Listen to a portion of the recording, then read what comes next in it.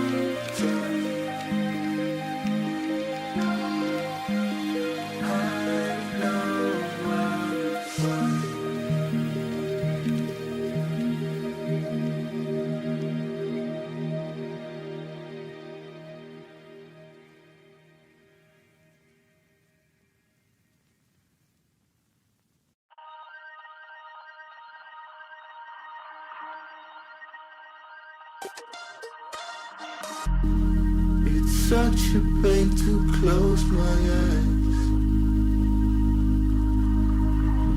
I'm falling in this deep immense.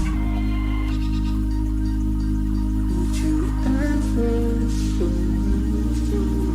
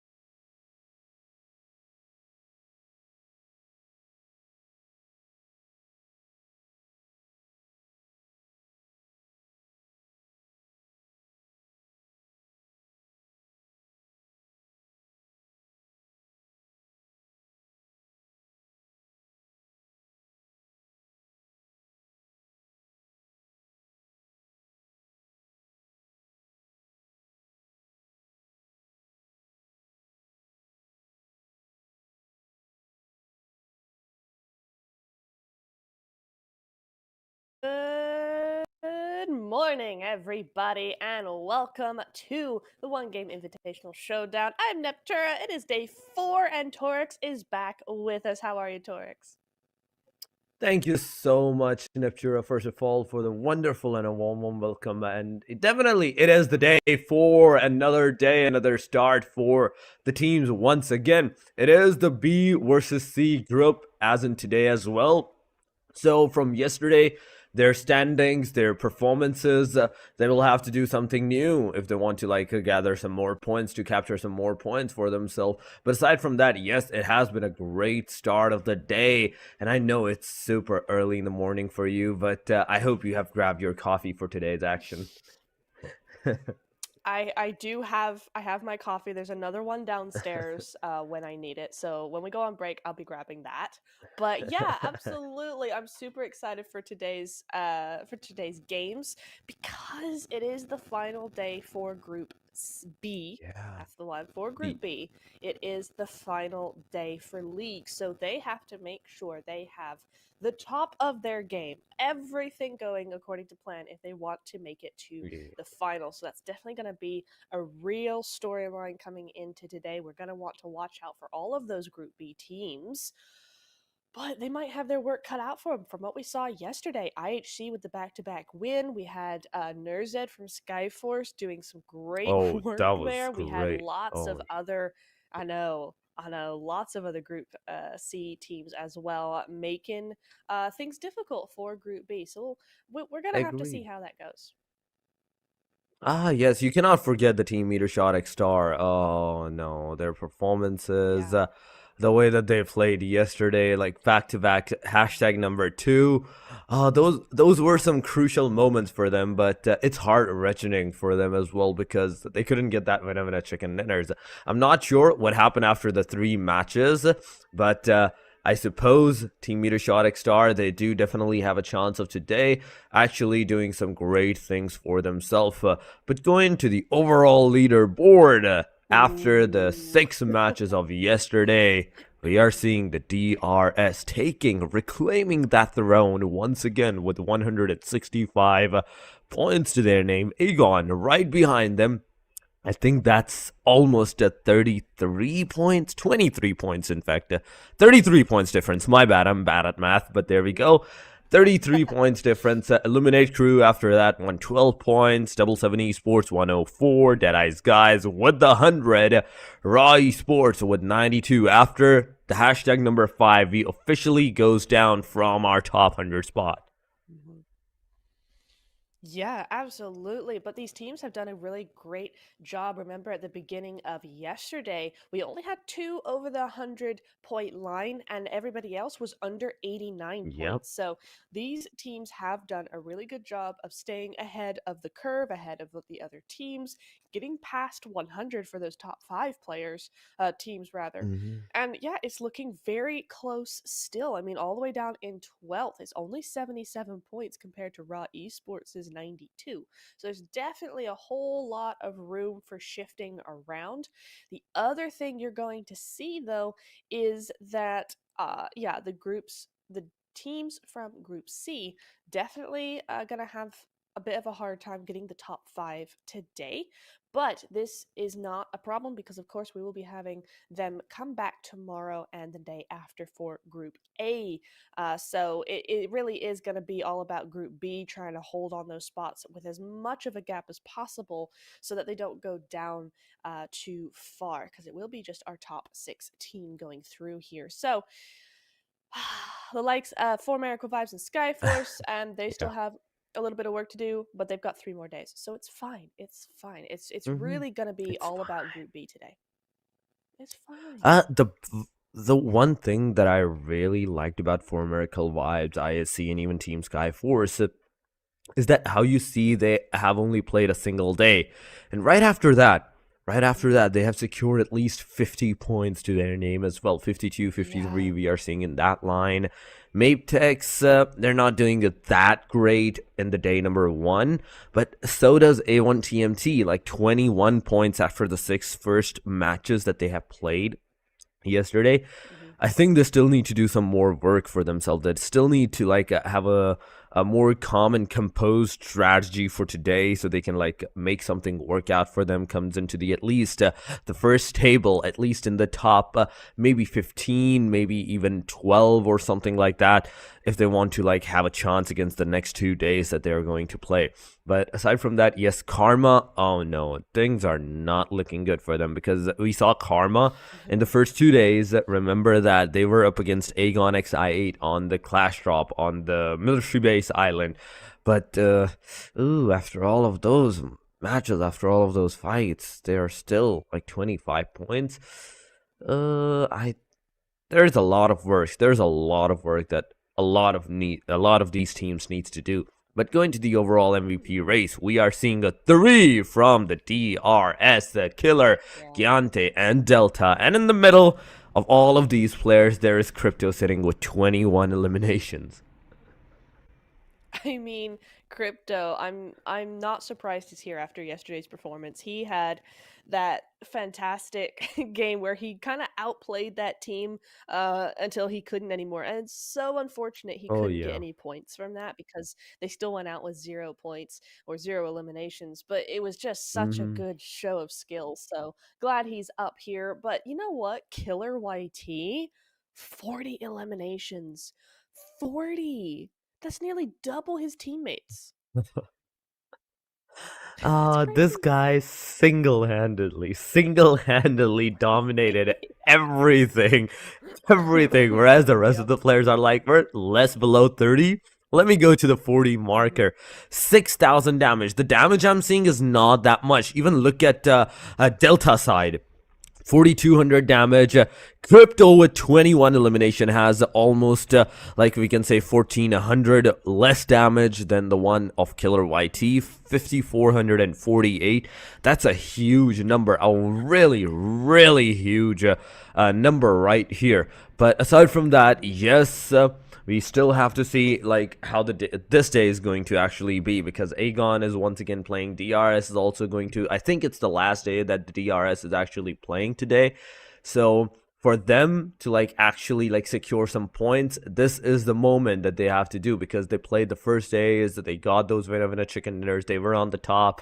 They were slightly taken away on the second day, but on the day number 3, they reclaimed their throne back.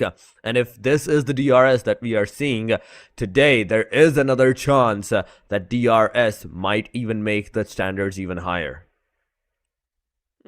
Absolutely. I mean, at some point you kind of have to say, right, well, there's 2 more days after this one, and they've already got a 30-point lead on number 2, let alone the rest of the lobby. Now, the Group C teams aren't going to catch up the top 5 probably in today's matches. So they're now looking at a qualification that they're not going to get rid of. I'm thinking they're kind of safe depending on how today goes. I think there's no way in the next 2 days they're going to go below number 16. I think that's just pretty much impossible. So I think DRS are feeling pretty good. I think I8 are probably safely similar. But I'm not sure. We'd have to see a bit more how they're doing, because I don't think IA as well as they have performed in the CQC, they're not converting that to points consistently enough. So I think there's still a little bit more work to do for I8, but definitely for DRS, I think they're okay. They might want to just push and try hard today, but I think they should be okay. Yeah, they probably should be okay even if they don't do any of that. But you need more points. You need some more eliminations, and always. Because of that, it's always better to get at least more eliminations to your name, and that is maybe one of the reasons that we might see Team DRS once again going with that aggressive stance today. They already have 165, 163 points secured to their name. They want to cross over the 200 markers. 6 matches, I think they are enough. They are more than enough for them to like secure those points. But one factor, one force, everyone needs to be wary of because of the yesterday's performance, and that is Skyforce. This guy single-handedly yesterday did a 1v6. Oh my god, he is something to be reckoned with at this point. He is. He is fantastic. I loved watching him the last year when I was coaching 7E. We were up against them a lot, and I really got to know their strategy and their play style, and I just love how far they've come in the last year. They've really, really done some great work, and they continue to do so. It's so nice to see Nurzig coming in there, 1v6, and then he's a solo 2 or 3 more times and he's still doing work and he's getting those placement points. I mean, this guy knows how to game. So I'm really excited to watch him continue to uphold his team there for today's matches, because we'll be going straight into a wrangle where we saw that on that first game. The first game, he did a 1v6. I mean, that's insane. So game 1 should be really fun. Miramar is going to be our match 2, followed by Erangel, Miramar, Erangel, and then Sanhok. So basically, what we had yesterday, no change to the map rule there. And it has so far given these teams a really consistent and balanced, I think, try for some points here. Map changing, I think it gives enough momentum, enough chance for everyone to do something out of the ordinary for each and every single one of the teams.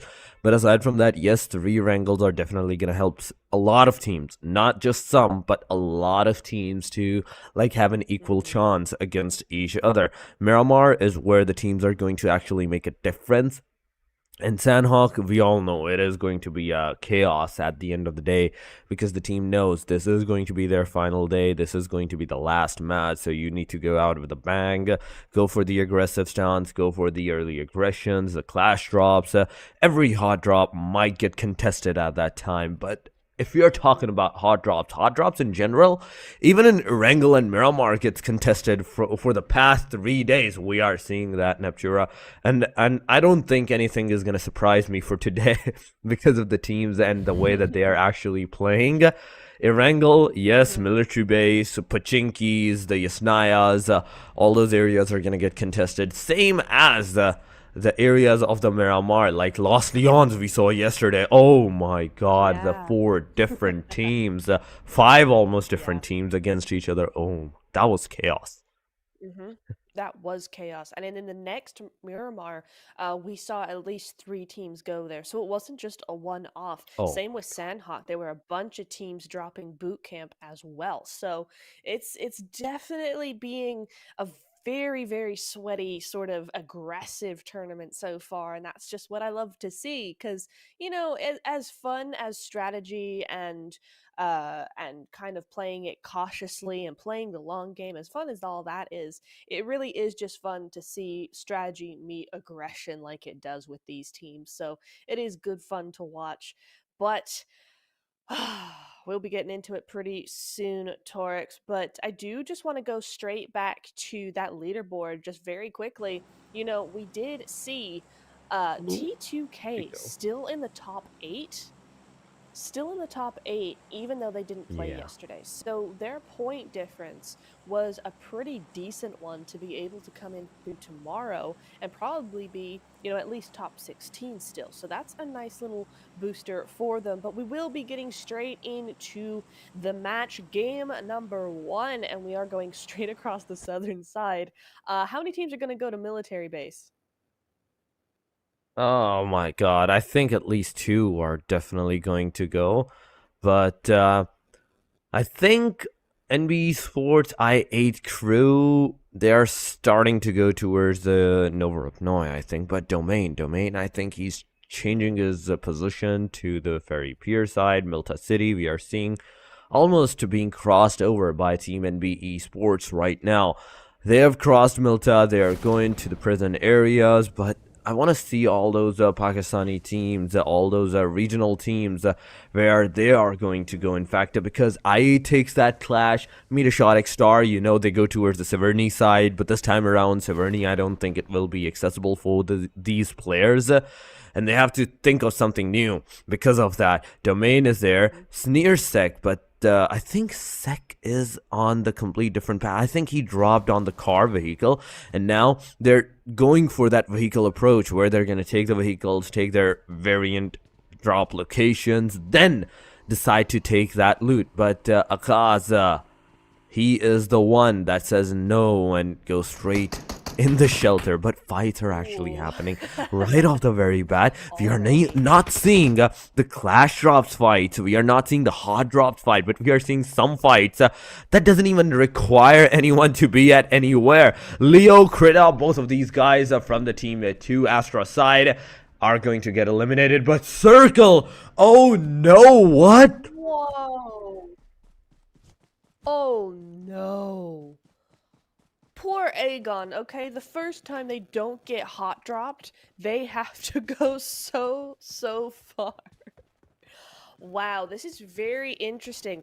Definitely interesting as well to see the teams that are grouped up onto that central eastern side. Not many have gone for the west approach, so we are going to be seeing a lot of heavy traffic coming in here. If I was Mabtex, I would want to be going looting as quickly as possible, taking that coastal side all the way up around Stalbert and then down possibly. I don't want to be getting caught up in any of that nonsense because there are half the lobby is in that small area. As we can see, Android 51 going up against Rog, taking some of those long range shots. There we go.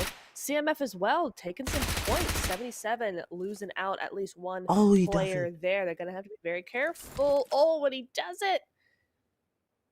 Yes, he actually does. And Team Raw losing not one, but two of their players. The third one, Zordy, is actually going to try and approach the player for the revival, but will he be given the chance to give out that revival? Because Kanza is still seeing, Kanza is still looking at that particular position. And there we go, some shots on Kanza's side, and nobody's gonna get hit, but Zordy actually received a little bit of damage. Not a lot, but a little bit of damage. But Jiggle from Raw, he has the best opportunity to take down Kanza, get once again back the team Raw onto their 3-man feed. Kanza after that now wants to move away from this location, but Android 51, they have secured the 3 eliminations, out of which 2 are from the 2 Astra side and 1 is actually from the team Raw. But there we go, the backstabs, the revenge factors are finally kicking in.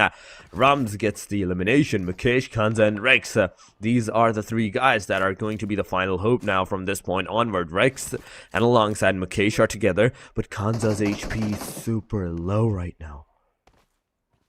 Oh my god, it really is, isn't it?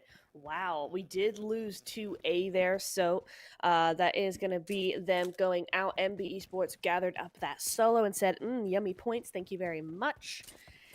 So that is going to be them out of the first match. That is unfortunate. We did see some pretty good stuff from them in the in day number 3, so that is unfortunate. But they live, well, they will survive. Not really. They'll come back in the next match. That's what I'm trying to say there. But Illuminate Crew I8, they had a win yesterday, so hopefully they're feeling pretty good about how things are going, and MB Esports have crossed their path, but if they don't crash, maybe they can find some points onto MB Esports. We also saw A51 decide, you know what, we didn't really want the heat from Raw actually, so they're gonna move away from that position. And they will be trying to move away from that position, but Raw is gonna say otherwise. Takes another guy down from the team Android 51. Kanza finally gets a nail on the coffin, eliminated the last 2 players, Rex and Mukesh. These are the only 2 hopes from this point onward, and they have to be really careful on what their next move is going to be, how they're going to assess the situation, approach the situation for their own favor or their disadvantage scenario. Zordy, we can already see this guy has a different angle against everyone, but Rex, going to the Rex's side, he's completely out in the open. So is Mukesh. And the fights will definitely prevail in a little while. But on the other side, we are seeing the team Maptex taking the fight against the team NB Esports. So whereas NB Esports finally putting the nail and getting another elimination to their name. This is the second elimination that team NB Esports is going to receive for themselves. A great start to that team.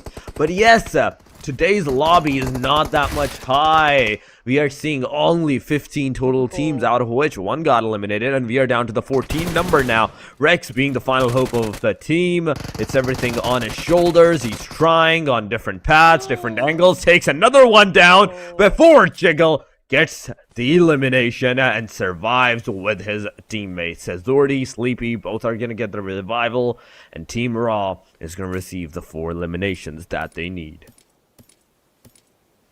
That was actually neatly played by Ace 51. I like the idea that they had coming into that.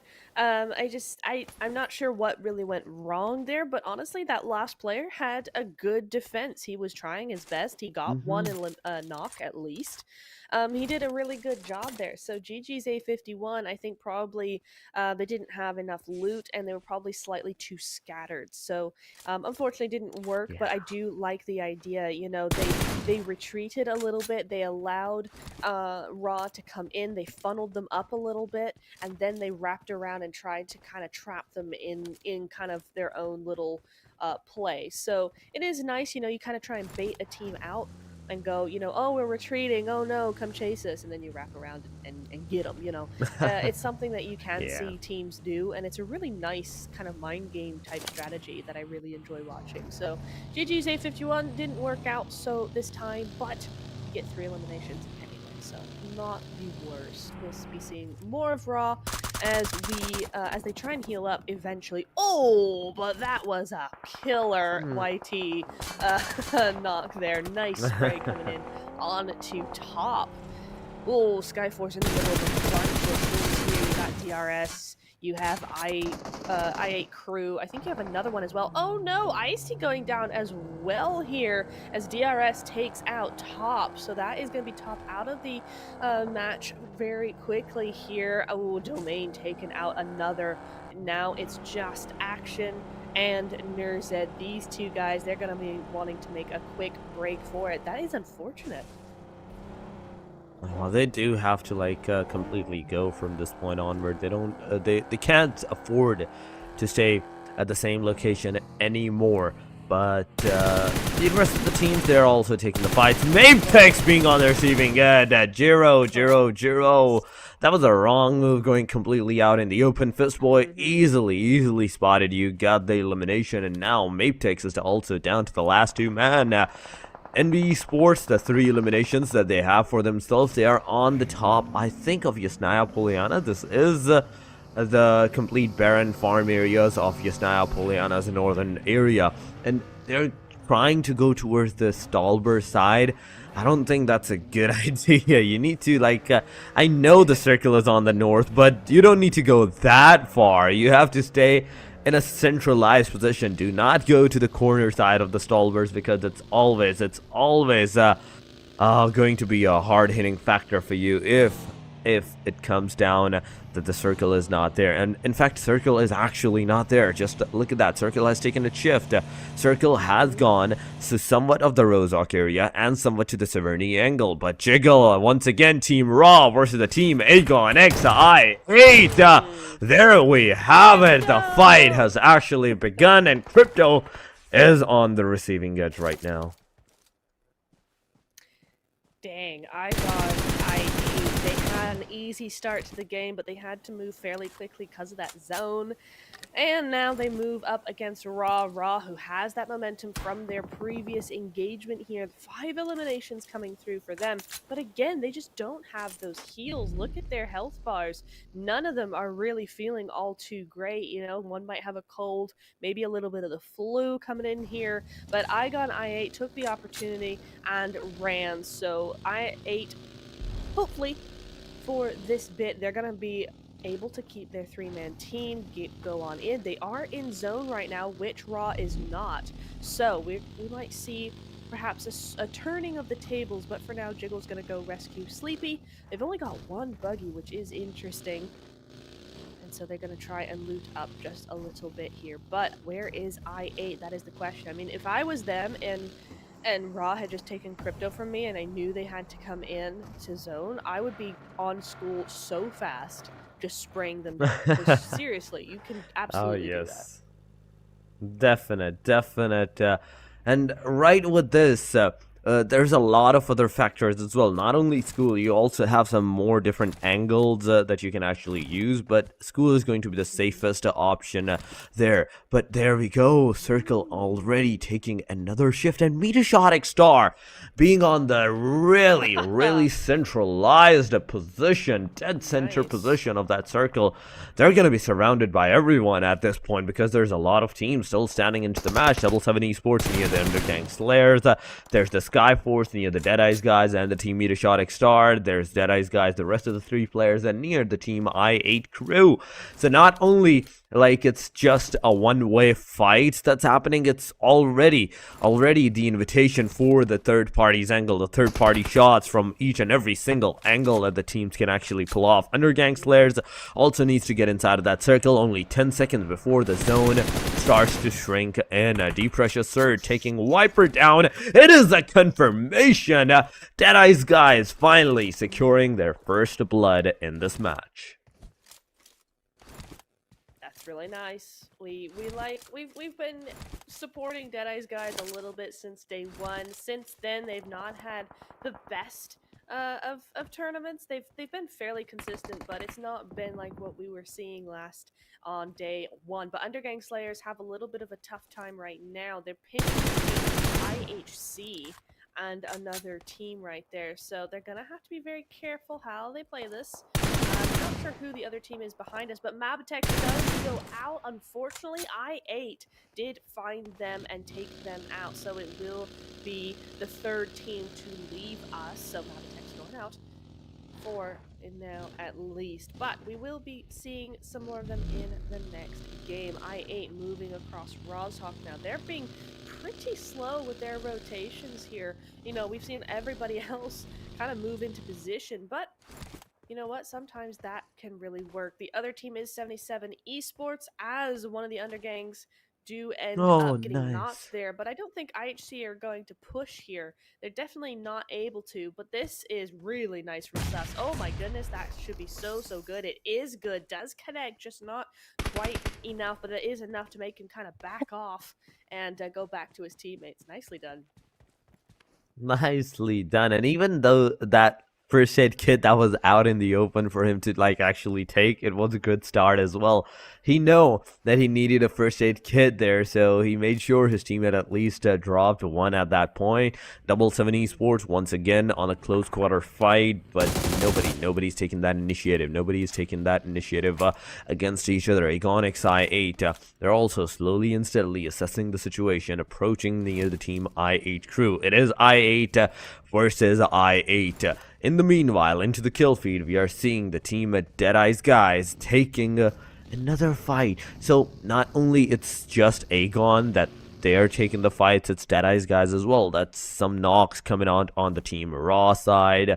The players are not actually pushing in. Undergang players near the team 7 Esports as well, but no push at any point in the meanwhile. So everyone is playing kind of like a safer side, and nobody's actually like pushing or regressing on anyone, aside from the fact that they can get a knockout. METERSHOT Star finally being assessed by the team Aegon XI at the position that the team METERSHOT Star has. I think it is hopefully better against the team Aegon XI8, but Aegon also has the backstab to be looked out from. Team I8C is looking at them from the back angle. Raw Esports in the meanwhile gets a completion on them, and 11 teams are right behind in this match. We have lost so far only 4 teams, 4 stages. 4 stages Nepshura has been crossed over, has been completed, and out of all of those 4 stages, we saw maybe averagely 1 team getting eliminated in a single stage. That's a lesser number than we have seen in any of the days. This is the day 4, and during those 3 days, nothing of this sort of thing we have seen. Yeah, sneaky little angle. Can he do something with it? Not really. XMPL not having the best shot there, unfortunately, unable to connect onto the players themselves. But don't worry, the rest of his team is there to back him up, and they gotta be careful of CMF and of I8 here. So, but yeah, as you were saying, you know, it is much slower than these teams. It's still been super action-packed, as you can see. Here we go. But at the same time, yeah, we've only lost 4 teams in 16 minutes. That is a crazy kind of statistic there. But we go back to NB. Unfortunately for NB, they're just really cornered right now. Luckily for them, they do have a lot of third parties going on, so DRS in a little bit of trouble as well here. But yeah, NB Esports, I don't think they're long for this world. Oh no. Things are not looking good for so many teams. NV Esports, they're getting the elimination on them. We are seeing the Undergang throwing the grenades on the connectivity. Whoa. There we go. Gangsta getting on the XYT down. Now, ASL from Gangsta, he is gonna throw another grenade on the players. There goes the grenade. Both of the parties are gonna receive a little bit of damage. Gangsta is receiving a lot of damage on the other side, but there we go. Another third party, Skyforce. Skyforce backside. They have entered. Nurzet getting a knockdown action, making sure Deadeye's guys YETI Utasser gets also the confirmation. DRS in the meanwhile gets the elimination from the team CMF Esports. So it's not just a single fight that's happening. CMF has lost 2 players. Deadeye's guys has lost another one of their players. Aegon with a 3-man, Skyforce with a duo. 7 Esports getting almost that elimination onto themselves as the final players is persisting here. A beautiful shotgun on the face of the team Undergang Slayers. The player Maniac is going to be the final hope. And oh my god, in the close range, 6 times scope the open. He shot. He connects and gets that elimination. Oh, this was a great movement from this guy, but not for long. Not for long. There's a Molotov. He survives. Another Molotov comes into the place. He has a nowhere that he can go but out of the house. And as soon as he do that, IETI gets the better of the team Undergang Slayers. Really nice. Oh, and METERSHOT Star taking out Deadeye's guys just as we finish that fight. But yeah, no, it was really well played by Zul there. I mean, just inundate them, not going in for the kill with, you know, the bullets or anything like that, but just inundating them with Molotovs. Really nicely done there. So we will be seeing CMF actually with 6 eliminations. This is a team we haven't seen too much on the screen, and yet here they are, 6 eliminations. That's double what the rest of the lobby has, or rest of the Alive lobby anyway. So looking very good from their standpoint, but Nurzed looking to see where he can go, what he can do, and Action gonna be backing him up on this one. I'm not sure what the plan of action is for them right now. IHC having a pretty good view of the south side of the circle here. We are moving up that hill, so it's going to continue to be pretty hard for Skyforce to make an entrance here. Yeah, the difficulties are there. The zone is not into their favor, but now looking at the zone, we are seeing the METERSHOT X-Star on the eastern side corner, CMF near, I think that's I-8 Crew nearby them on towards the northern side areas. IETI versus Aegon can definitely happen on the southern side. We are seeing the team Skyforce taking that rotation for themselves. 6 eliminations in total for the team CMF, and not a single player being on the elimination side. What have you done? What have you done, IHC? You had the opportunity to see the players, but you missed that opportunity out. Abel is low on that HP. Electro is there. They all super low, getting knocked out, almost on the verge of confirmation. Electro, he gets that elimination. This is the 7th one that he is going to get. But can IHC prevail here? Because they are on the last man standing, and there's a lot of factors, that there's a lot of teams that can take the fight. They absolutely can. Oh my goodness me, but CMF looking very good here. They are looking good indeed. Up at the top of that ridge, there's a lot of open space between the else, so they are looking like they want to dominate here. They definitely do have those points to back that up, but you know what, METERSHOT Star, they don't have that many points, but they still have that full squad, and they definitely have the same sort of high ground as CMF, so Action could be faced with a bit of a problem here. I8 as well, they're not looking so happy either. Oh my god. Meteorshot Star, the position and I'd say the manpower that they have is going to be the most crucial factor in every single one of these fights. If Aegon gets the elimination, I think Oh, no. Meteorshot Star's chances to getting that win of a can increase so much. But Dante, oh, this was a great initiative from this guy. The Wow. Team I8 crew didn't even know where they were actually going, and back-to-back eliminations coming to the Dante's name. CMF now securing the 10 eliminations to their name. Dante securing out of all those 10, 4 eliminations. And I'm seeing a really great number. 1, 2, 3, and 4 eliminations. I think it's a counting number that they have. Electro 1, RX Jack with 2, 693, Dante 4. But we are down to the 4 total teams. Skyforce looking at the team Aegon, METERSHOT on the eastern still corner. They're waiting out for the opportunity that let other teams take the fight. Let other teams confirms each and every single one of them. And then maybe we might take that final fight and win that match. They might indeed. I'm just looking at I8, who are all over this little shack here. Action looks to be in the vehicle. He's going to start making a play here. CMF, though, going up against METERSHOT Star, whether they know it or not. We did see CMF move, up to that ridge line there. So we will be seeing. I just feel bad for the I8 crew initial player coming in there in the buggy who got stuck. That was not part of the plan, and unfortunately, he wasn't able to right himself before he got shot. So that was a big blow to the team, but CMF continuing their rampage in another 3-1 split. We've been seeing these 3-1 splits come in pretty frequently, I think, in the last few days. But CMF looking to crown this ridge just a little bit, but I think METERSHOT Star have a little bit of a compound, I think, somewhere in maybe just outside of zone. I'm not entirely sure, but it looks like they're summoning the cavalry while also going up against Skyforce. Oh yes, they are finally taking the fight against Team Skyforce. Action was on the receiving edge, but not for long, because Action has healed himself. He has changed his position, and he's in the cover and waiting for the opportunity of the circle to come for his aid. We have to see where the circle, this next stage, is going to go. Aegon XI8, they're on the fronter side. And we have to see 24 minutes into the match. We are looking at the Team Skyforce taking some fights. Airdrop looted by METERSHOT Star. And there we go. CMF approaching the situation of the Team METERSHOT Star. And I think it's METERSHOT Star that's actually approaching the Team CMF. This is not a good move that you are going to put yourself into.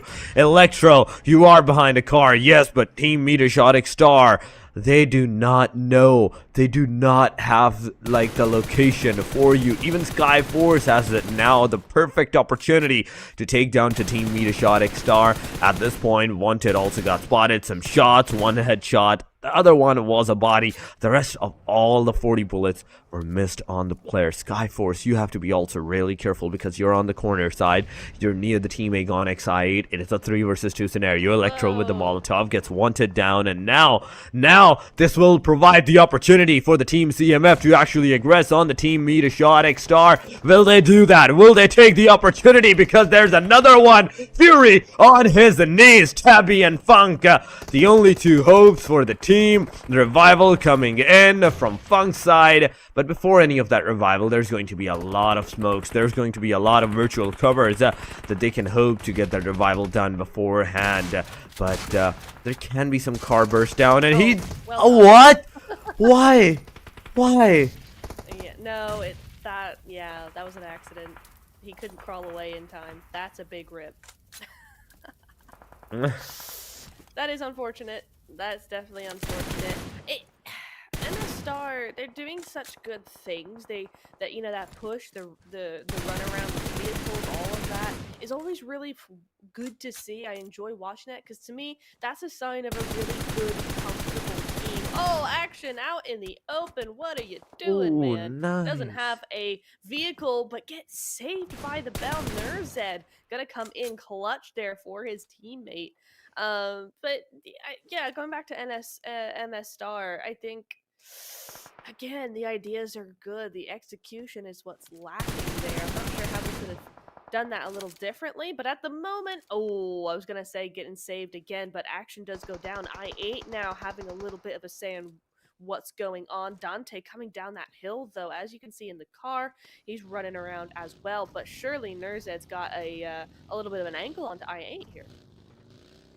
Definitely, they do have an angle on the team. Oh no, the car rammed down TMF.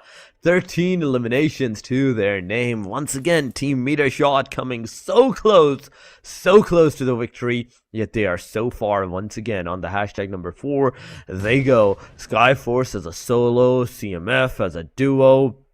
And right with this, Aegon as a trio, a 1 versus 2 versus the 3. Aegon now once again has the best chance of getting that winner chicken dinner for their name. But looking at the team Skyforce right now, the opportunity, the position that they have put themselves into, I think... it is going to be a hard-hitting factor for them because now they cannot get inside of that circle. They do not have any luxury, but Aegon has the luxury of spotting them, shooting at them, and even Team CMF, they have a slight idea. They have a slight idea of where the Team Skyforce is actually. They're also looking at the same, position right now. They are, and the problem is that Nerzed is outside of the zone, so he's trying to creep his way in. I have the same problem, but they know he's there. So yeah, you see IQ just looking straight at him. Now here come the smokes as he tries to make his way in, but I'm not sure how well that's gonna go for him. Unless I8 get third-partied here by CMF, I think Nerzed might be toast here. He is toast, and there we go. There we go. The toaster says yes, and the player's toast. It's over. It is a 3 versus 3. It is an equilibrium right now, the fight. Aegon versus the team CMF Esports. CMF, I still believe, has a better chance of securing that winner chicken dinner because of the top position that they have for themselves, but it is the 9th circle. Nobody's gonna have that circle for anyone, and there we go. Electro gets 1 down in trade. There comes another one. IQ makes sure that the player that eliminated, knocked out our player also goes on his knees. Dante throwing the Molotovs, the grenades, trying to hit the player. A mini red zone is being formed right now near IQ's side, but will it hit? Will it get the knockout? Will it get the elimination on the player? The answer to that question is somewhat. I still believe, yes, because another grenade is there. Rax Jack gets that player knocked out. It is over. Fullock is the final hope, and Fullock gets taken down. This is a 16 elimination that Team CMF has got for themselves, and a winner, beautiful chicken dinner. Yeah, that was so good. I mean, they had that domination from start to finish. I think they had 5 or 6 eliminations halfway through that game, and they really just made sure they got what they wanted, and they had exactly what they needed. They continued that momentum, which was really nice. They got a really good spot as well, and that always helps. So really nicely played, well thought out, just well strategized game from CMF, and it's nice to see them because we don't see them all that often. So really nice to see them continue to have a bit more consistency, but a bit more in the limelight there. But MS Star as well, again, with those strategies, they come in, they have the good ideas, they're always center circle in the end game. They just can't seem to make it stick. The one thing that I'm seeing the wrong about Team METERSHOT Star is that it is not this taking the control of the center of the circle strategy anymore for all of these teams. If you look at the rest of the teams, even at the point where METERSHOT Star was in the complete center, the rest of them, they were completely on the corners. They were making sure that their backstab is completely covered and they can only focus on 1 or 2 directions. Team METERSHOT Star, they don't do that. They tend to go for all around the area fight. But yes, Team CMF will be that winner chicken dinner contenders for the match number 1 of the day number 4. This is just the start for the Team CMF. And for many of the teams for today, this is the 23 points that they are, in fact, 26 points that they are going to secure for themselves. 2200 damage, 6 for Dante, 4 Electro's eliminations. RX Jack gets 3, 6-9 gets 3 as well. 900, 300, 400, almost 500 damage, and 360 damage to the players as well. Almost 40 kilometers. Okay, that's a huge number of the Wow. distance that the team CMF has That's actually traveled. insane. It is, considering Erangel's only like what, 5 kilometers long or something like that. It's not even that. It's no, it's like 2x2 or something, isn't it? So to It's a to 4x4. do 40K in a, is it 4x4? I never know. To do 40K in a 4x4 is insane. That's still insane. Yeah. So GG's there. That's a lot of gas being used. Throwables up high for the start of the games today, 216. I think that might be the most we've seen. I'm not entirely sure there. And also 17 total rescues, doing some good stuff there. But I just want to shout out the chat very quickly. We do have some people supporting A1. I have a Dante in the chat because he did some really good stuff early on in the game. Oh, But a yeah. lot of CMF fans coming out of the woodworks for this one, as they should. CMF with 26 total points. I8 with 12. So over half of what CMF were able to put down. Skyforce as well with 8, and then 7's 5, 5, 5, 5.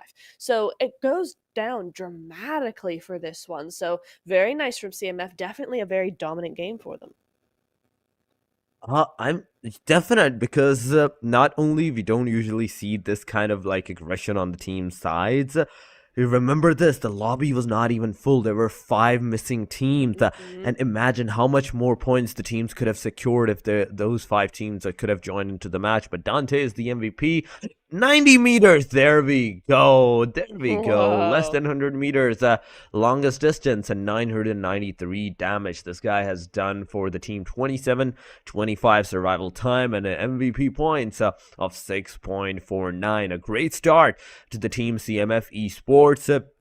But they're still after that winner chicken dinner, they're still on the hashtag number 14. They still need to do something. They still need to like have more consistency to their games in the next upcoming 5 matches if they want to like secure those top 12, maybe even the top 4 positions for themselves. 2194 damage, 16 eliminations. Aegon 6 elimination with 1149 damage. Skyforce 3 eliminations, but 3 times, almost 4 times the more damage. Okay, that's a great thing. Same as the METERSHOT Star. The damage are being dealt by all of these teams, but we are not seeing those consistent eliminations that the player could have potentially got for themselves. Yeah, absolutely. But I think that might be a result of the openness of that zone, to be honest. I think when you have a lot of that open ground, one may get the knock, but an entirely different team may get the elimination. When you have so few angles covered in those kinds of zones, I bet you that's what's being done here. You're not really seeing a huge one team having a bunch of knocks, a bunch more kills than knocks, but you are seeing a lot of revives as well. So it's probably a couple of those things put together where all these teams are like, I'm doing the damage, I'm trying my best here, it's just not converting. So we will be seeing how that goes into the next Miramar. Again, a very different map, a much larger map, but maybe we'll see some extra teams come in and maybe we'll have some of those hot drops. Oh, I really want that that players to join in, take that hot drops and all that stuff. But those are the talks for another match. For now, the first match has been done and dusted, guys. Stay here on the chat with us, and we will see you after this short break. Stay here, stay connected. We will be right back. One last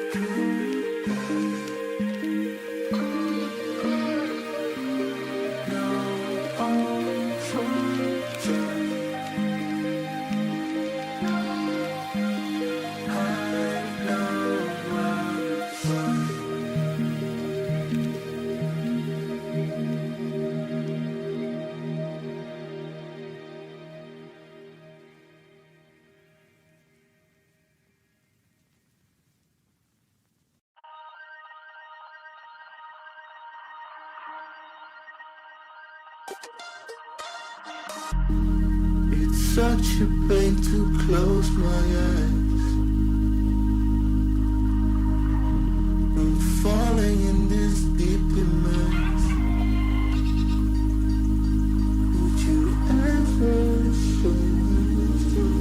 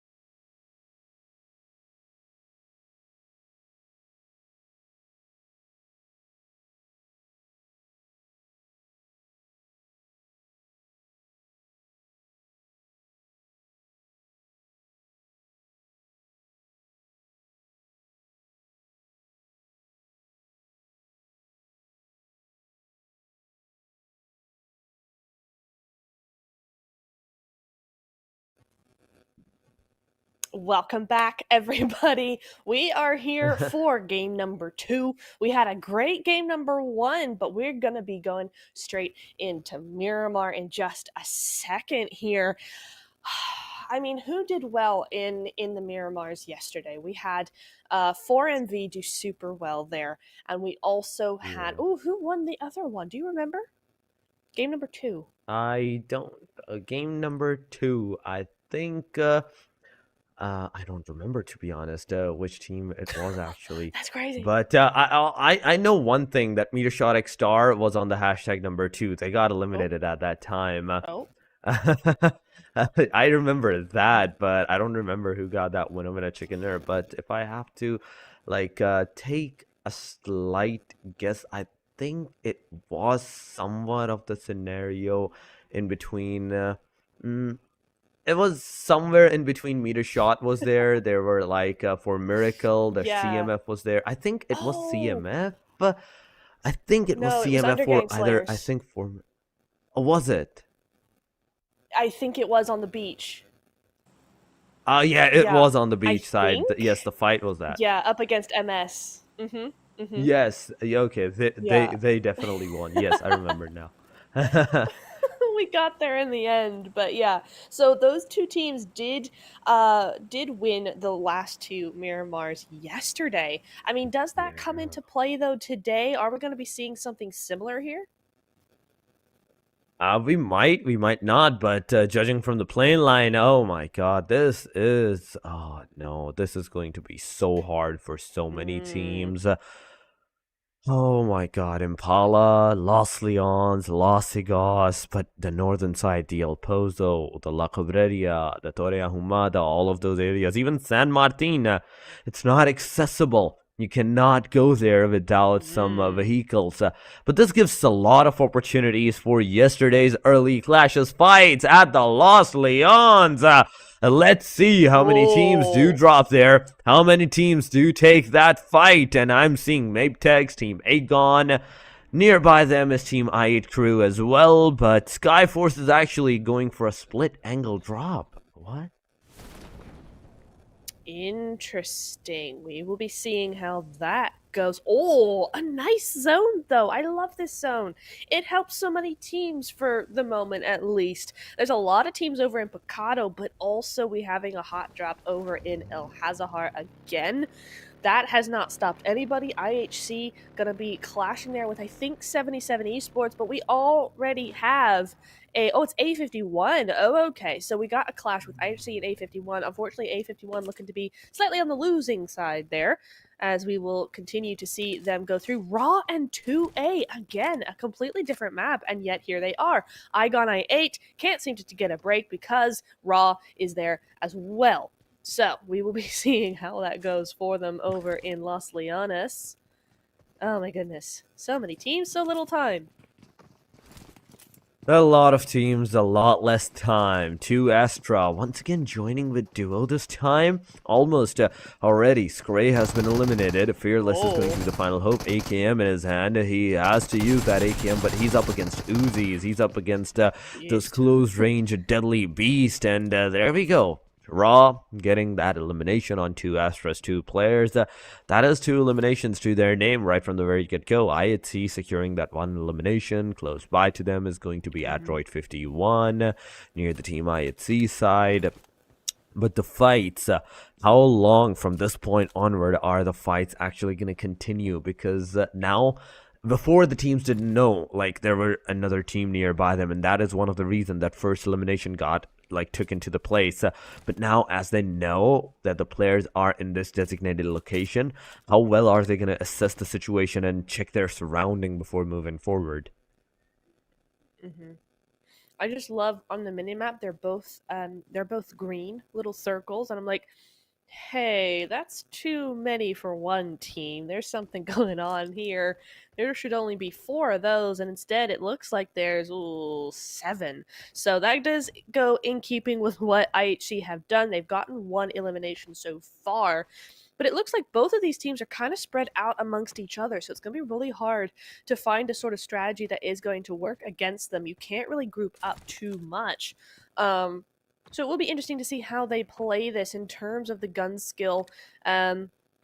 I think both have it in them. IHC obviously going to probably be a bit better, but Android 51, we've seen them do some cool stuff before, so if they have to rely on their gun skill, I think they should be okay. It's just interesting how spread out it really is. IHC has been able to make that into sort of a surrounding tactic a little bit there, but they still have Mukesh there. He is going to be trying to do that. Zyo 1 HP. Oh my God, that was so much of a heart attack for the player, but another heart attack coming. A51, Mukesh getting knocked out, but so does IHC as a 1 player. Ganza is there. as the final hope, because Rex and Mukesh are right now on their knees. It's all up to the Android 51's the last guy, but kill feed, Aegon XI8, one player facing that elimination onto themselves. Kanza on the other, while the solo player against the team YETI. This is going to be a hard-hitting factor, but Aegon going towards their side. They're taking the fight against the team Maptex. Desert is super close to the Crypto side. The shots are being done from the backside to the IQ. Crypto taking that knock before, as well as IQ getting a knockdown by Refus. So Aegon XI8 did got a knockout, and right after that, also one player gets the knock onto themselves. Crypto trying his level best to give out the cover, trying to provide the cover for the players as IQ is being healed up by his team. Oh my god, this is going to be chaotic from this point onward. Refus throwing the grenade, so does Crypto, whose grenade is actually going to hit the player, because this is not one side that the grenade is actually coming from. That grenade's actually approaching. Crypto saw that. He ran right behind. He knew what he had to do, but what? Desert dropped down from the mountain, got that revival, and now he's back on his feet as a four-man standing team. Maptex once again is surviving and taking that fight. Oh, come on! You didn't get those shots! How frustrating! Oh my goodness, Falak. Yeah, you better be better because you are so integral to your team right now. Yeah, there we go. That's more like it. But Crypto got the double knock! The double knock! Let's go! Okay, Falak is giving some info that's much necessary there. Jiro in the back, though. I think that's Falak's next target. Jiro, better watch out. He's going to have to be very careful with how he plays this next bit. But, oh, where is that coming from? I think Sirius had a shot on him. 1 HP. He's almost dead, but I think they're going to be a little bit busy with Crypto and Crew in here. One more going down. But they're all 1 HP. It's only IQ. Oh my god. That was so intense. He was super low in that HP, but there we go. Falak finally securing that first elimination. The second one knock comes into the place once again. Sirius is super low, and we are on the seeing a Jiro, in fact, on the backside. Falak has the opportunity of taking that fight as well, but so does Crypto. Crypto and his angle on the backside, he has the opportunity, but no, Falak gets a knockdown. That jump fire was not good for you, my man. That fire was not good for you, and right with this, there we go. Falak gets that instant thirst on himself. Mapesticks now surviving with the solo last guy standing into the match. It's up to him. It's up to Jiro to actually avenge his teammate. But oh my god, Crypto, those peak fires with the M249, they are really good. He's making sure that he do not receive a single damage. Those jiggle peaks, those peak fires, they are doing a wonderful job at 52 bullets to his name. What is he gonna do? He's gonna go in the reload. He's gonna make sure that as soon as Jiro goes up, he goes down. Jiro's healing himself. No! He healed himself. He has a full shotgun that he can throw, that he can use on your face, and he got a 1v2 with the 1897 Aegon XI8. No, that was the biggest mistake that they have done, and Mape takes surviving. Oh my god. Okay, I gotta hand it to Jiro. That was clutch. That was massively clutch. I mean, I8 had that in the books all day long. They should have had that. I think we all saw several mistakes there, but I8 was so dominant in that fight.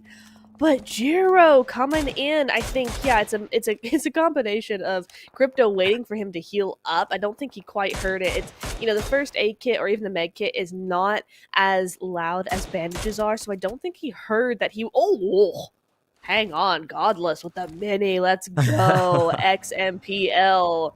Gonna take a little bit of a kneel there for a minute. he's gonna have to get res back up quick. But yeah, I think it's not as loud, so he probably didn't hear that he was healing. He waited a little while, just a little too long, and then they missed their shots. He did. It was nice. IA didn't push as a solo. He had 2 of his teammates. He may have been waiting for his teammate to come join him, but it wasn't enough. It didn't matter. Jiro got that elimination, that double elimination. So big GG's there. But we move on. We go on with the show as we see MS Star and MB Esports both over by the Bocado area, both in zone and both far from home. 1,500 meters they got to get going. But honestly, why are you doing this? It would be so easy to just move, yeah, exactly like this. Move to the right-hand side, be done. But what happened to Skyforce? Since when? Where did they go? They're just out of the competition completely right now. Just completely gone. I'm not sure who they went out to, but the zone is getting smaller. We've only lost 4 teams, and we will be seeing some big fights coming up. Oh, we definitely have some big fights coming up because of the circle, the shift that the circle has actually taken. But there we go. Raw is actually looting up those airdrops. We don't usually see the first stage airdrops, second stage airdrops, but the last moment airdrops where the teams do really need those level 3 helmet and a vest for themselves. But there we go. Fights actually happening right off the bat. Even the circle is letting all of the players to like take the fight outside of the circle. Skyforce is out. We have lost at least 4 teams into this match. Down to the 12 we go. But IETI 5 eliminations, 7 Esports 4 for Matex as a solo player standing, and he did a wonderful 1v2 against the team Agonix I8 Raw with the 2 eliminations and all of the players, a complete squad to their name. Okay, look at this. Okay, 7 Esports like doing the dodge car things, ramming their own cars into another, making sure that that car at least gets up. But circle is that crucial, one crucial big factor that's gonna wipe out every single one of the team. It's once again the shoreline areas. Nepshura, we are seeing Raw in the circle. There's the team UNDERGANG close by to them, 7 Esports, and near the team Deadice Guys. So a lot of fights gonna happen in a little while, as soon as the teams are gonna decide to like somehow take the compounds for themselves, maybe.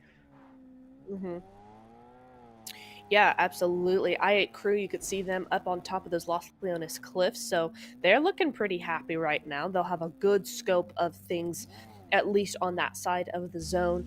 And we will be seeing CMF. I like this position from them. They need to actually get in zone and take a little bit of a high ground perspective.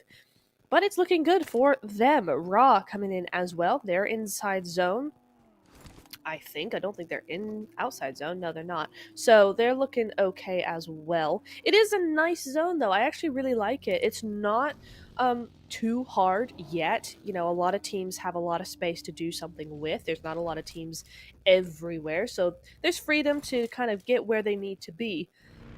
But it's dynamic, it's really nice. You got those high grounds, low grounds, compounds, and MS. NB and MS, they need to stop. They're out over in Bocado still over there fighting right now. That can't be helpful. But NB Esports, they're starting to overcome, MS Star starting to overcome the zone a little bit there. Fury on his last legs. He's not much longer for this world, and MS Star just down to a solo with a sliver of health. He almost survived, but can he, will he? This is the bigger question, because if he does not have any kind of healing, things are gonna look bad for him. But IET crew near another team. I think it is the team CMF. In fact, it's TZA. TZA is kind of in the closest vicinity of the players. Domain wants to like get up. Octopus on the top of the like a mountain, looking at the team. Matex his last guy. Can he get him down? Can he get him down? Jiro, you survived. A good survival by the player. There we have it.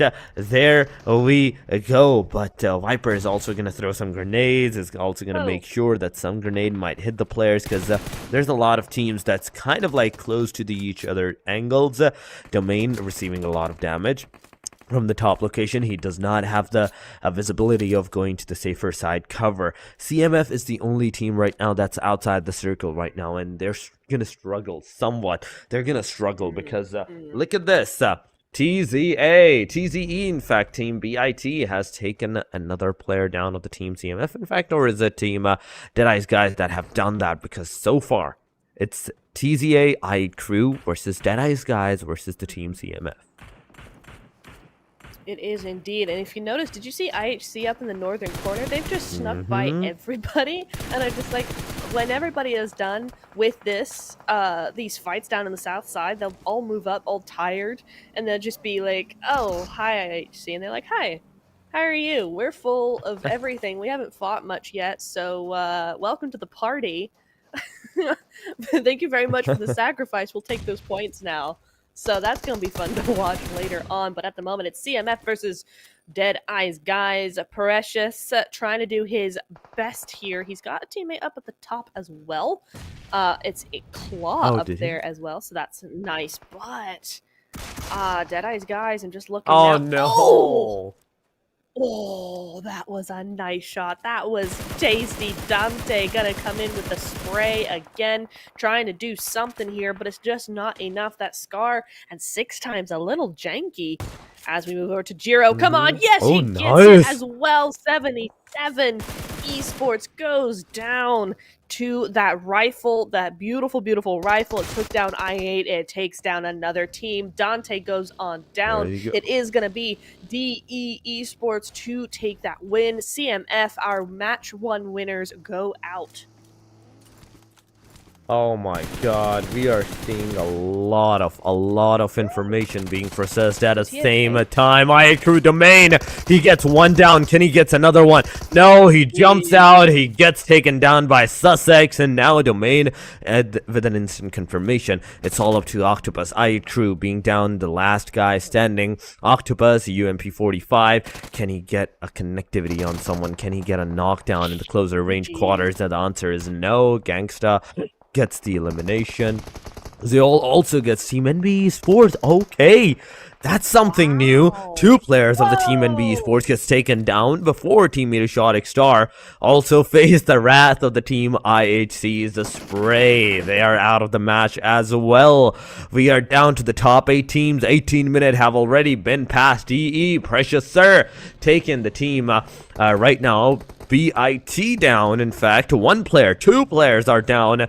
ICMF, ITECMF, in fact, gets a completion on himself. YETI rushing on the players of the Team BITs. In the closest vicinity, there's going to be some more players, some more teams that they are going to take the fight against right now. IHC is the only team right now, I believe, alongside of Deadeye's guys, that have the potential of getting that winner in a chicken dinner, because IHC have 8 eliminations with 3 men still standing, whereas Deadeye's guys, they have a complete squad. They have so far made sure that not a single player of their team gets eliminated, and they actually go for the aggressive stance. 7 eliminations is a great number. But Matex, okay, this guy is still alive as a solo player.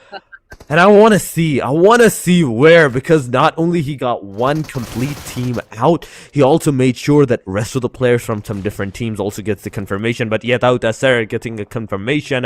49Z CMF, there we have it. Team Bad Intentions, as they're down to the last 2 players. They're making sure they're giving a hard time to the team Deadeye's guys.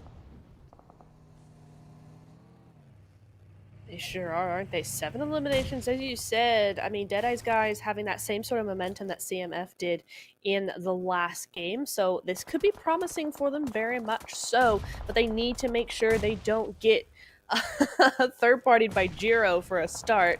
And secondly, they need to make sure that they do something about these guys in the compound if they want to succeed here. It's not going to be easy, but they need to prioritize that for sure. It looks like there's a bit of a third party though. Undergang Slayer's coming in for some points and not really gonna be getting it. There is Claw right down there. Precious is on top, so you got this 1-1 split coming in, trying to do something. Undergang Slayers gets taken out by Jiro again. That long range coming in.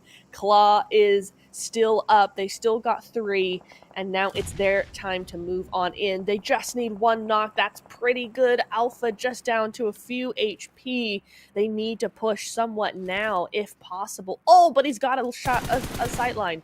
He can get this knock. Oh, there we go. That's going to be it. That's going to be the push. Alpha is on his own. It's a 1v3. Never mind. And there we go. It's a confirmation. It is a confirmation. It was a 3v1 at that time. So he got like surrounded by 3 players at that time and got eliminated. But DRS also taking some knocks on the team. Raw Esports players. 1 is down. The rest 3 are trying to provide a good cover from all the different angles that they have secured for themselves. NB Esports is out of the circle. They are receiving a lot of damage from the blue. Maptech still surviving with the 7 eliminations to their name and a solo player. IHC, Deadeye's guys at 9-8. We are seeing the eliminations. And 7 for the team Maptex as well. I'm really impressed by the performance of the team Maptex right now, and Judo's performance. In fact, we saw this kind of performance yesterday from Nirza. Today it is Jiro that's actually surviving as solo and completely dominating somewhat of the lobby for himself, for his team.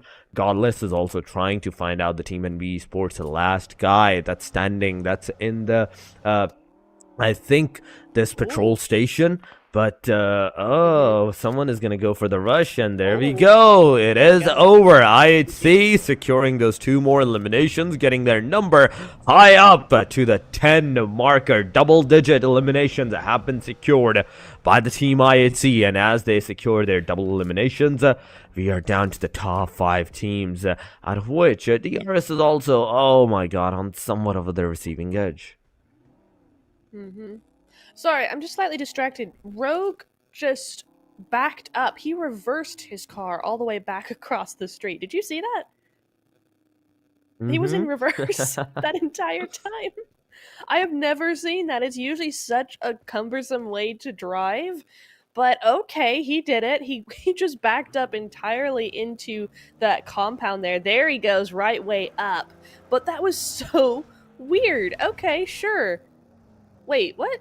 He was already over there. I'm confused now. Sure, whatever, it's fine. But he's going up against DRS. I don't think he knew. They got there at the same time. So Rogue is slightly on his own here. He's gonna have to wait for his teammate. Oh, but the car goes wild. The nade gets released a little too early. Rogue is 1 HP. Oh, there and down we go. He goes. Very nice nade. Just tickles the rest of that health away from Rogue, and now Godless got to respond to that. He's going to respond with a very nice push all the way around. Unfortunately, he does get spotted there. He's got to be careful because Raw are also in the vicinity. They're going to want to third-party this, and IHC with 10 defeats, they don't want to go out just yet. Oh, they definitely don't want to go out just yet at this time, and because of this, they might be like staying, like taking a step back out of all the fights. But they don't have the luxury of that. They can't do that anymore. DRS is super like on the face of their own locations as well, so it will be, whether they like it or not, a fight of 3 versus 3, maybe 3 versus 4 scenario for them as well. Maybe even a third party can join in. But DRS in the compounds, they're somewhat struggling because there's Team Raw in the backline as well. They're also trying their level best with some shots, with some fires from that point onward. Godless moving away. Rog still waiting out for the revival, but no revival has been given out to the player. They all being knocked out. It's up to Godless. It's all up to the last guy of the team. IHC, can he survive? Can Godless survive? At least top 3, top 2, my man. You have to survive for that. But on the backside, we are seeing another team. That is the team Deadeye's guys. That's coming in close. That's coming for that push. And as soon as Godless is going to be spotted from this point onward, it's going to be over. He's going to get eliminated. Deadeye's guys, 9 eliminations so far, throwing all the throwables that they can, the grenades, the smokes at their arsenal. Maybe go and try to like push out the scenario for yourself. I think it might be a good choice. But DRS Killer, there we go. A third party has been done by the team Raw. Killer YETI gets a confirmation, and Raw shows out their own positions.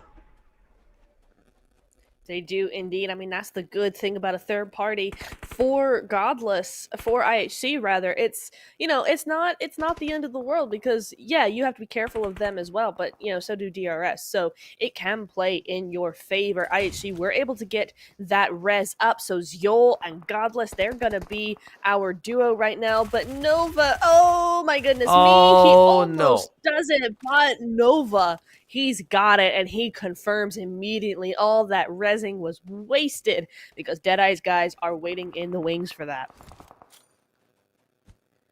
In 10 eliminations to the team Deadeye's guys as well, and Team Raw and Deadeye's guys are the only two teams that have like more than 2-3 players to their name.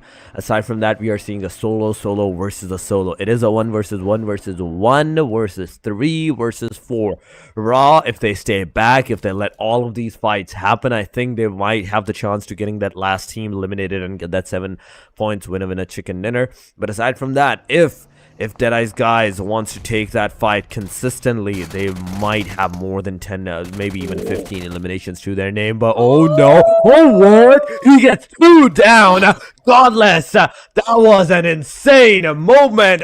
In a single jiffy, in a single blink of an eye, you made sure that the man advantage that Deadeye's guys had against you goes all the way down, and they're down to the last man standing as well. But in the meanwhile, IHC is not going to receive all of those eliminations.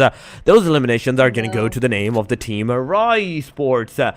With this, now it is a 1 versus 1 versus 4. Top 3 fights, 26 minutes have been done and dusted from this point onward. And Raw Esports, I think this is a winner in a chicken dinner that's loading up for them.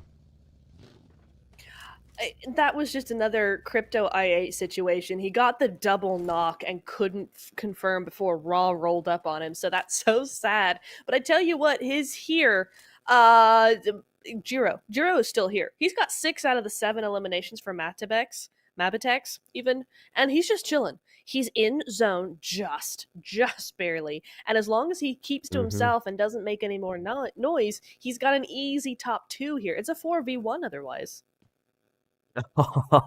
That's the worst part. Team Raw, they have the complete man advantage against all of these two teams. Even if Deadeye's guys and Mabitex join forces, there's less chance of them winning against a complete squad.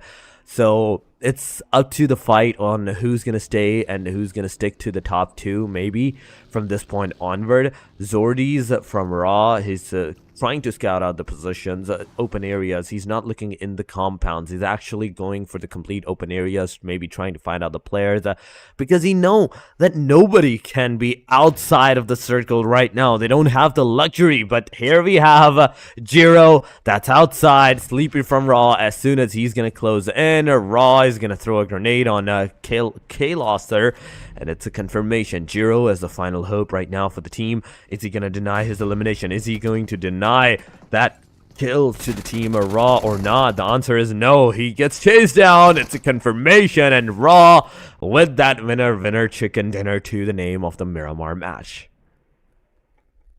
Yes, indeed. Great performance from Raw there. Very very dominant throughout that right there. Very nicely done. But Jiro, come on now. Jiro been the hero of this game for sure. But yeah, both these teams doing a great job. Matabex needed that second place, needed those eliminations, so looking very good for them. But Raw doing some really good work. They timed that super well. They didn't get too involved too quickly, and they just let the game play out. So a really nice job from Raw. Oh, that was a really great job, I'd say, from Raw side. The way that they actually made sure that every single one of their players survives till the very end. I think that's a wonderful strategy. You're making sure that no matter how less you take the fight, you do not lose your man advantage against the team. You do not lose your teammates over some eliminations on those some trade-offs. But Raw Esports, and now the fight has paid off for them in a scenario of a winner's chicken dinner this time around. I think that's 8, maybe 9 total eliminations that Team Raw has secured for themselves after this complete fight.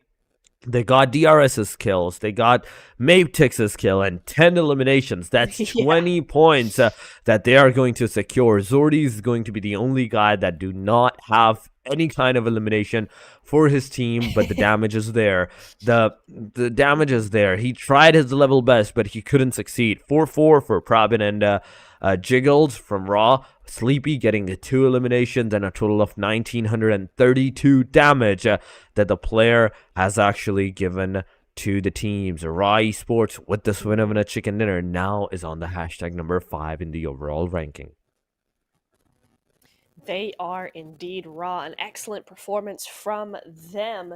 I'm just going to check. Are they actually part of Group B? Yeah, they are. They're part of Group B. So this is a huge win for them. A great boost. Top 5, meaning, we've only got 4 more games left today. Only 4 more games for them to play.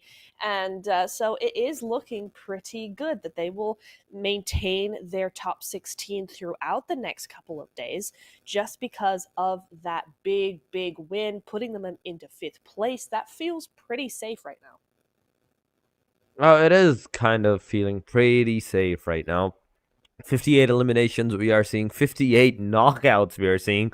The total healing is kind of like a really high compared to the Miramar maps that we usually see.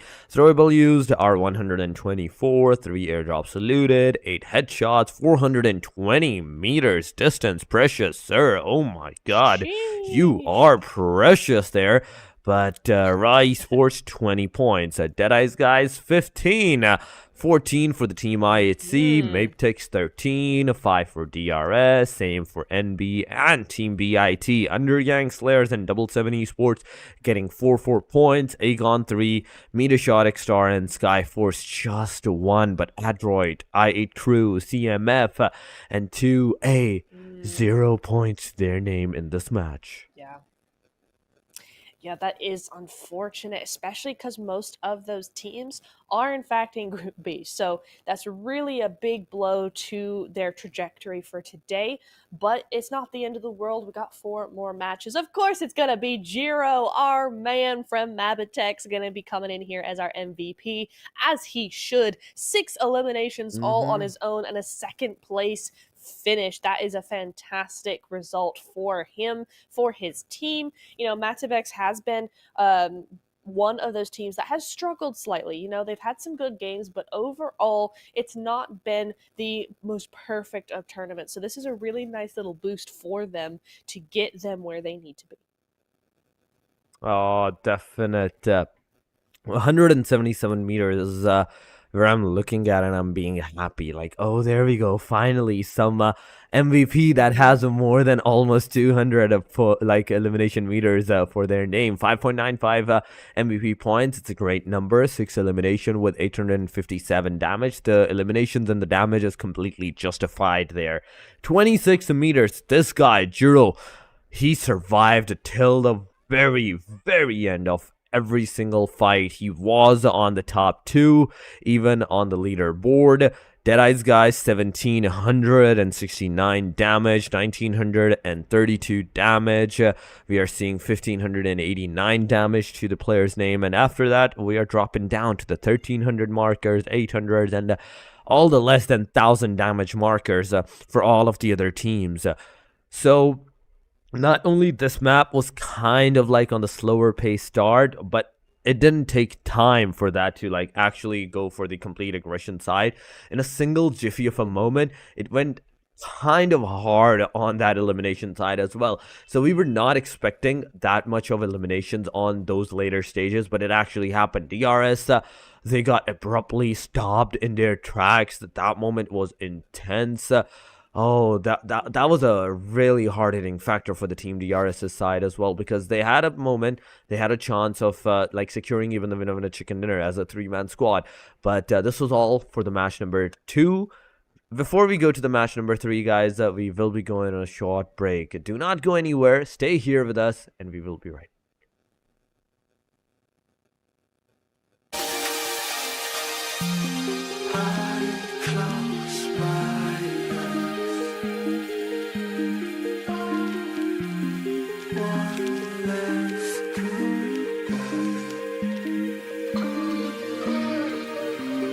No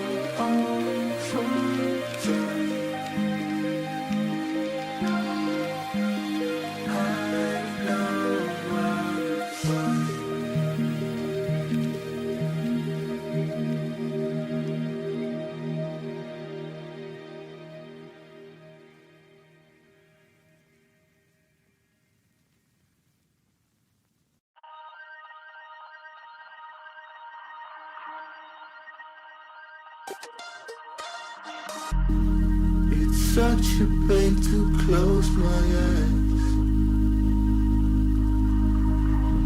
I'm falling in this deep immerse. Would you ever show me?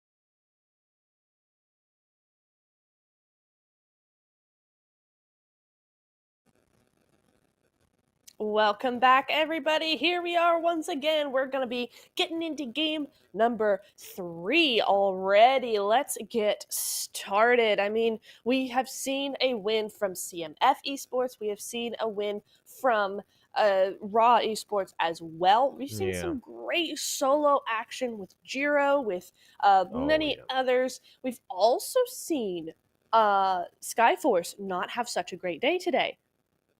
Oh, that is one of the hard-hitting factors for the team Skyforce. That today is not a great day for them.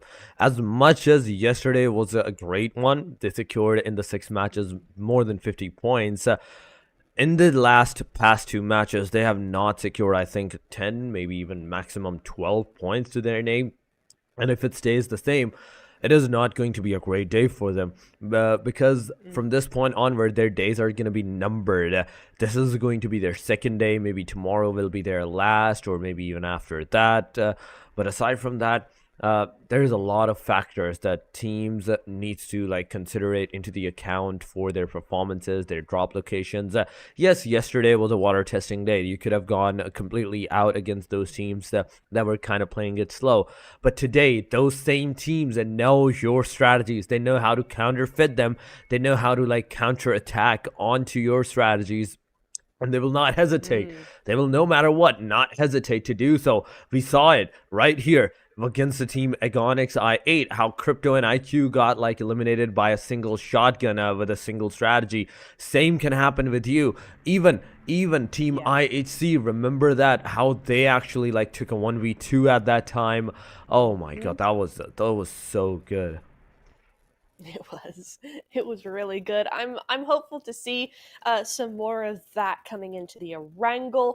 It is a bit of a smaller map, and we will have 4MV joining us, as far as I'm aware, from Game 3. So this will have another team, and we'll be able to see maybe a bit more. Because remember, 4MV, they were a big team coming into yesterday, and we've been missing that so far, that extra large, heavy hitting, aggressive team coming in here today. Yeah. They're going to be trying their best to get those points back on the board. But Raw, are you going to think that maybe Raw is going to come back? Because they are generally very aggressive on Erangel as well. You just don't see them get to that top 5 very often. So I am kind of wondering, is this win going to be a catalyst now for going into Erangel and maybe getting that top 5? Hmm.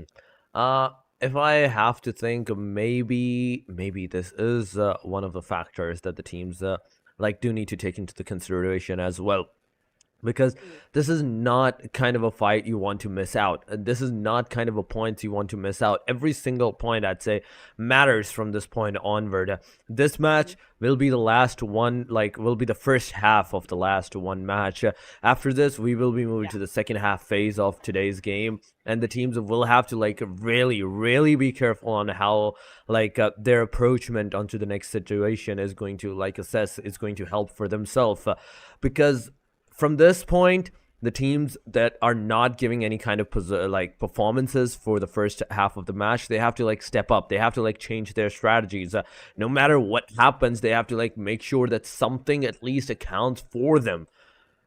Because if they don't, oh my god, I don't know what to say from that point onward. They will not be able to secure those points that can maybe get them to the top positions, top page maybe for today. Yeah, absolutely as well. I8 having a little bit of an issue. They're playing quite well, but the issue is they're just not able to convert that once again. What is with Erangel and Sosnovka this tournament? It's been 3 straight days of this kind of of playing path. So this is fun for us. I want to see maybe a little bit of a hot drop. Speaking of I8, over onto the military base, perhaps we will be seeing what is going to be coming up in just a few short moments. But you know what? That circle could be pretty interesting. We had a fairly decent one in game 1, but is that going to continue? For now, though, we are seeing I8 once again be on their own, it looks like. So that's nice for them. They're just going to be chilling over in the military base. Lots of teams jumping ship there in the middle, though. Oh my goodness, lots going to Farm, Pachinki, Milta, all those types of places. So gonna be one to watch for sure. It's definitely going to be a fun to watch. those clash drops, maybe if they actually happen. I'm seeing maybe Pochinki might have a clash drop. Milta City is one of another city. We might see some clashes. But yes, I know for a fact that school will definitely have that. We will definitely see some clashes there at least. But Circle is going to go completely western side. Gatka, the Georgia Pool, the Mount Everest, even some area of Primox is there into the Circle as well. It sure is, and I think 77 Esports are going to take advantage of that as much as possible. You see them with those vehicles trying to get over there. So we'll be seeing that. Pochinki, yeah, as you said, Pochinki is definitely having a hot drop there. There's a couple of teams, Raw and or I8 and NB Esports going at it at the farm compound just up by Shelter there. So NB Esports going to be losing out one at least there. Undergang Slayers as well having one player knocked to Bad Intention X over in Pochinki as well. DE and 2A, they're going at it. One for the other. Claw for the Undergang Slayers is going to Deadeyes is going to get thirsted on up there 2A. So this is all going down in Rozhok. This is that Rozhok drop that you were talking about, that hot drop, that contested area. There we go. No, not yet, Uta, sir. No, you leave that man alone. You leave that man alone right there. But to Astra, finally, after receiving 2 eliminations to their name, now they're going to be pushing back once again. And maybe they're trying to at least, even if they get eliminated, they're trying to make sure that at least they do a lot of damage before getting that elimination onto themselves. But YETI, sir, finally has been revived. Treta being the final man, final hope for the team. It's everything up to him. It's everything on him. Whether he's going to survive, how he's going to like move away from this particular scenario, this Rozhok City. It's all up to him right now. His team cannot do anything, but he has been spotted. There we go. Some shots are being dealt on this guy, and I think it was Probin that was on the Rozhok mountaintop, maybe. But I can be wrong because Deadeye's guys also have a slight angle against them, and they kind of like are looking at the same direction, same building, in fact, where this guy is. Yeah, I mean, I tell you what, Raw were super quick to this fight. They looted up as quickly as possible as soon as they heard these shots happening over in Rozhok because they were in school. So they've moved up really nicely. Love this formation they've got going here. It's a great little split. But that means almost certain death for Deadeyes and for the last solo of 2A. It is unfortunate for 2A. They've had a rough start to the day so far, and they really need a good game. But you know what? Maybe he can pull a Jiro and just solo it all the way to the second place. That would be really nice, but as we move over to Pochinki now, Bad Intention and Undergang Slayers, we're back with them. No real change has been made here. The only thing, of course, is that Undergang Slayers now get a point, but they are all back up to a full squad, so it's kind of tipped the tables a little bit. This is the opportunity, I think, for many of the teams, like TZ, Team Bit. They have lost one of their players. This is the moment for the other teams to like actually push. But YETI, sir, oh no! This is a complete annihilation of the guy. He gets knocked down, instantly confirmed up at that time as well. So Team Raw, as they're entering out the scenario, they're taking down Team Deadeye's guys before any of the team. 2A, in fact, 2A is just waiting out for the opportunity to, like, yes, let my opponents die, and then I'm maybe gonna, like, move away from this particular position. But yes, Sussex is also low on that HP. The shotguns are there. The knock is there. He gets another one down away. CMC, Sussex, once again, super low on that HP. He gets out of the compound. The Molotov's waiting out for him. And he goes straight into the molly. This is a 1v3. Yeah. CMF has pulled for his team in the Pochinki. Undergang Slayers out of the match early into the game. He pulled a Jiro. He pulled the Giro, and we love to see it. Massive GGs. That is what they needed. BIT coming in hot there. Undergang Slayers, unfortunately, unable to do anything about that. That was a brilliant 1v3 right there. Big GGs going over to them. As we see Skyforce, okay, they're over in Novo. They're far removed from any of this stuff happening at the moment. As Raw starts to push on in, Nova is the last man standing. Can he pull a Giro too? Can he? Can he pull that off? And he does No. that. Probin No. gets that elimination. He couldn't do that at that time. Probin from Raw gets that 1v3 in fact done. That's something. That is definitely something that he actually pulled off a 1v3 against the team. So far in the 7 minutes marker, we have lost 3 teams. And oh wait, what? Skyforce, are you trying to eliminate your own self? And look at that! Look at that! They're playing it. They're playing at this point. Like, try to get up. Try to get up. They're not letting the guy on the car. Like, how could you throw a Molotov at me? So you gotta pay for that. But Top's finally reconciling with action. They are back as friends, as teammates, and now they will be moving into the circle because the circle was completely out into the western side. I think they have a slight chance of still going to the corner of the military base island and being the circle, maybe. But oh, what? Possibly, yeah. Oh, that was a nice. great. That was clean. Oh my goodness me. Yep. That was great. But they've got 2 more to talk with, to have a discussion with. They have rolled up. 3 of A51 are still up and standing, so they're gonna have to be very quick with this revive because his other teammate, I'm not sure where he is. I think he's a little bit too far away. MB Esports on the other side as well, potentially looking to third party this. You do see them in the distance. They don't have eyes on them just yet, but they certainly will be hearing these shots being fired. So we'll see how this goes.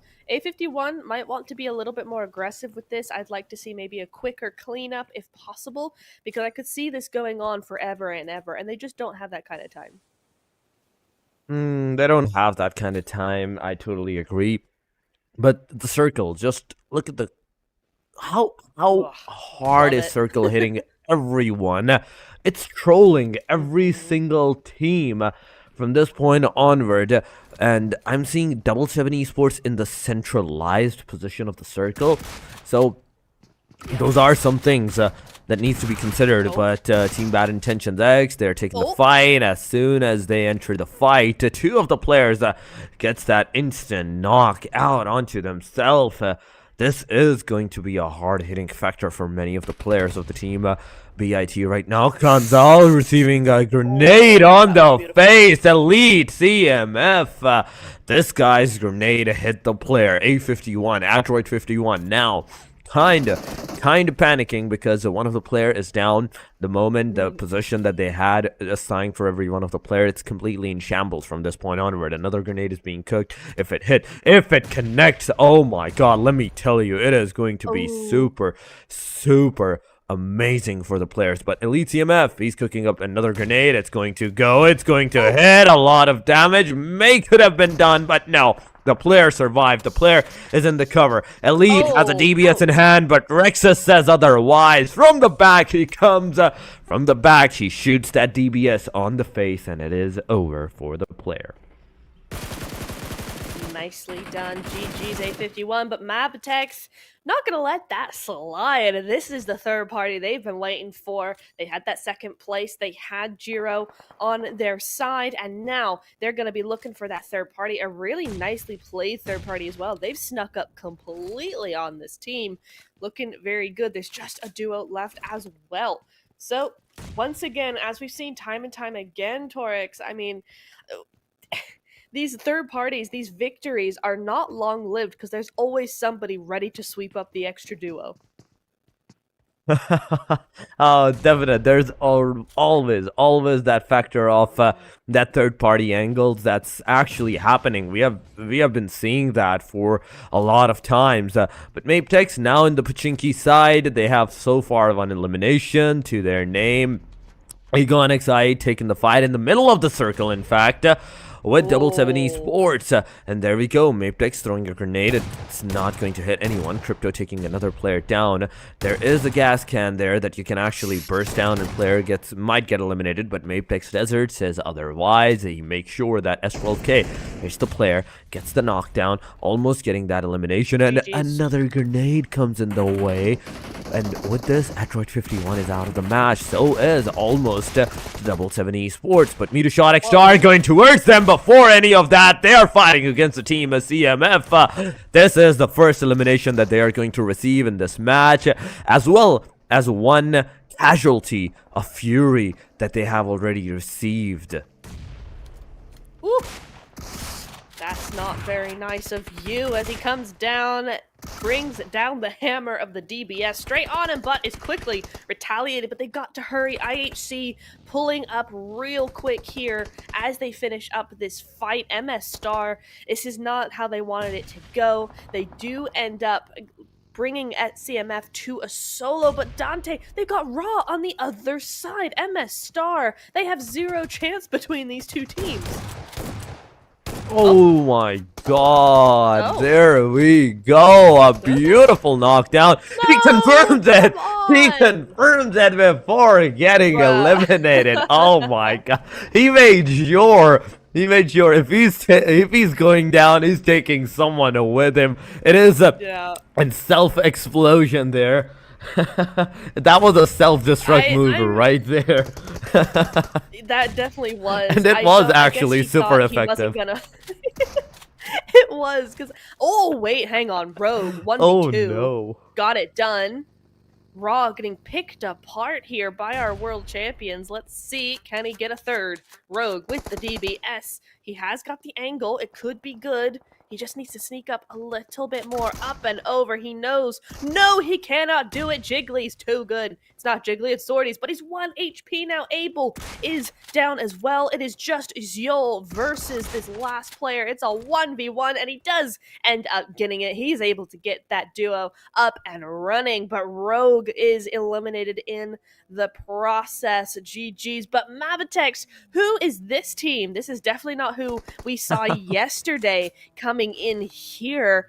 Lots of third parties going on for the King of the Mountain position, and I think IHC know that, and you know what? It's not worth it. Not worth it for the effort. They're going to get out of there while they still can. Oh, they are getting away from this as soon as possible, and I think this was a great move. But from the mountaintop, they're easily spotted. One shot on the player, and he can be knocked out as well. Crypto moving over right now forward. He got 3 elimination. The team has 3 elimination. And yes, that was against the team Double 7 Esports that were in the middle of the circle at that time. We saw that as we were witnessing the Mount Everest fight. But Mount Everest, we're moving back to that. Mapetex is the only team that's surviving. IHC has decided to move away from that particular position. Uzum also in the cars moving away, but Mapetex has some new visitors from the backside, and that is the team DRS.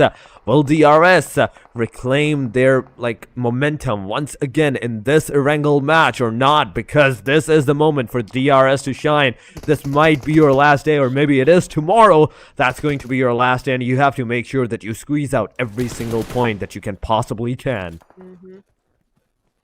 No, absolutely. Yeah, today is DRS's last day for sure.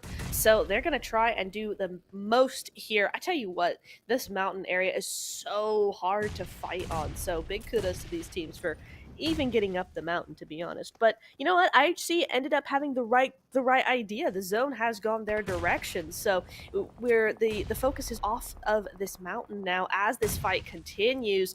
Desert taking down Killer, but they've got their own problems. Jiro is down, so they're trying to get him read up ASAP. But is he gonna get it? Yes, he does. Delta goes down just about. Rufus has got his aim on. Oh, he has his aim on. He has his grenade in his hand. He's going to spot down the player, and Giante goes down. This is the moment with the M762, the barrel. You can push, but he misses every single bullet. What? He misses everything, giving enough time for XMPL to actually move away. Change the position, but Killer YT at 0 HP, almost knocked down. Jiro's grenade is once again going to be the savior. Takes another player down. Sirius is also down, and Jiro makes the clutch once again for his team. DRS out of the match, and Mapex 7 eliminations to their name. Not a single player on the elimination side, but Aegon has entered that vicinity. Desert once again gets down, and it is over for the team Matrix as well. In the 16-minute marker, we are down to the 5 total teams, top 5 teams. IHC is there, 7th elimination. This is what Team Aegon has decided to do. They have decided to take that aggressive stance from the mountaintop, and they are here for the fight. What a play by Aegon I8. That was beautifully timed just when Mapitex needed needed some space. They said, no, you're not allowed. IHC also had the same idea, but as a duo, and, you know, it was a 2v4, and Abel is just going to have to be a solo now, but they are top 5, so this is some consistency for IHC still. I8 now just trying to hold on to that top 2 spot. They have 7 eliminations, but it is Action versus Abel. These two guys, oh, it's not looking good for Abel. He is gonna go down to that DBS. IHC gonna be eliminated with 6 eliminations. That's a really good game nonetheless. Skyforce, in the meantime, they got 2. They're looking okay, but Top sees him. He wants some kills. He's ready for some elimination points. They've only got 2. He's looking for his own. He's got 0. Very nice. Beautiful. No, he peeked too long. Top, what you doing? Oh my god, that was a wonderful, wonderful trade-off, but look at Falak. Falak knows what he wants to do. He wants to make sure that he actually secures that knockout. He does a lot of damage on the Team Skyforce's player, and the rest of the players are actually going for that constant spray, constant fire as well. As soon as any player is going to get out of that cover, he's going to go down. IQ takes action down. There's another guy. That's another guy that can go down. Top is out.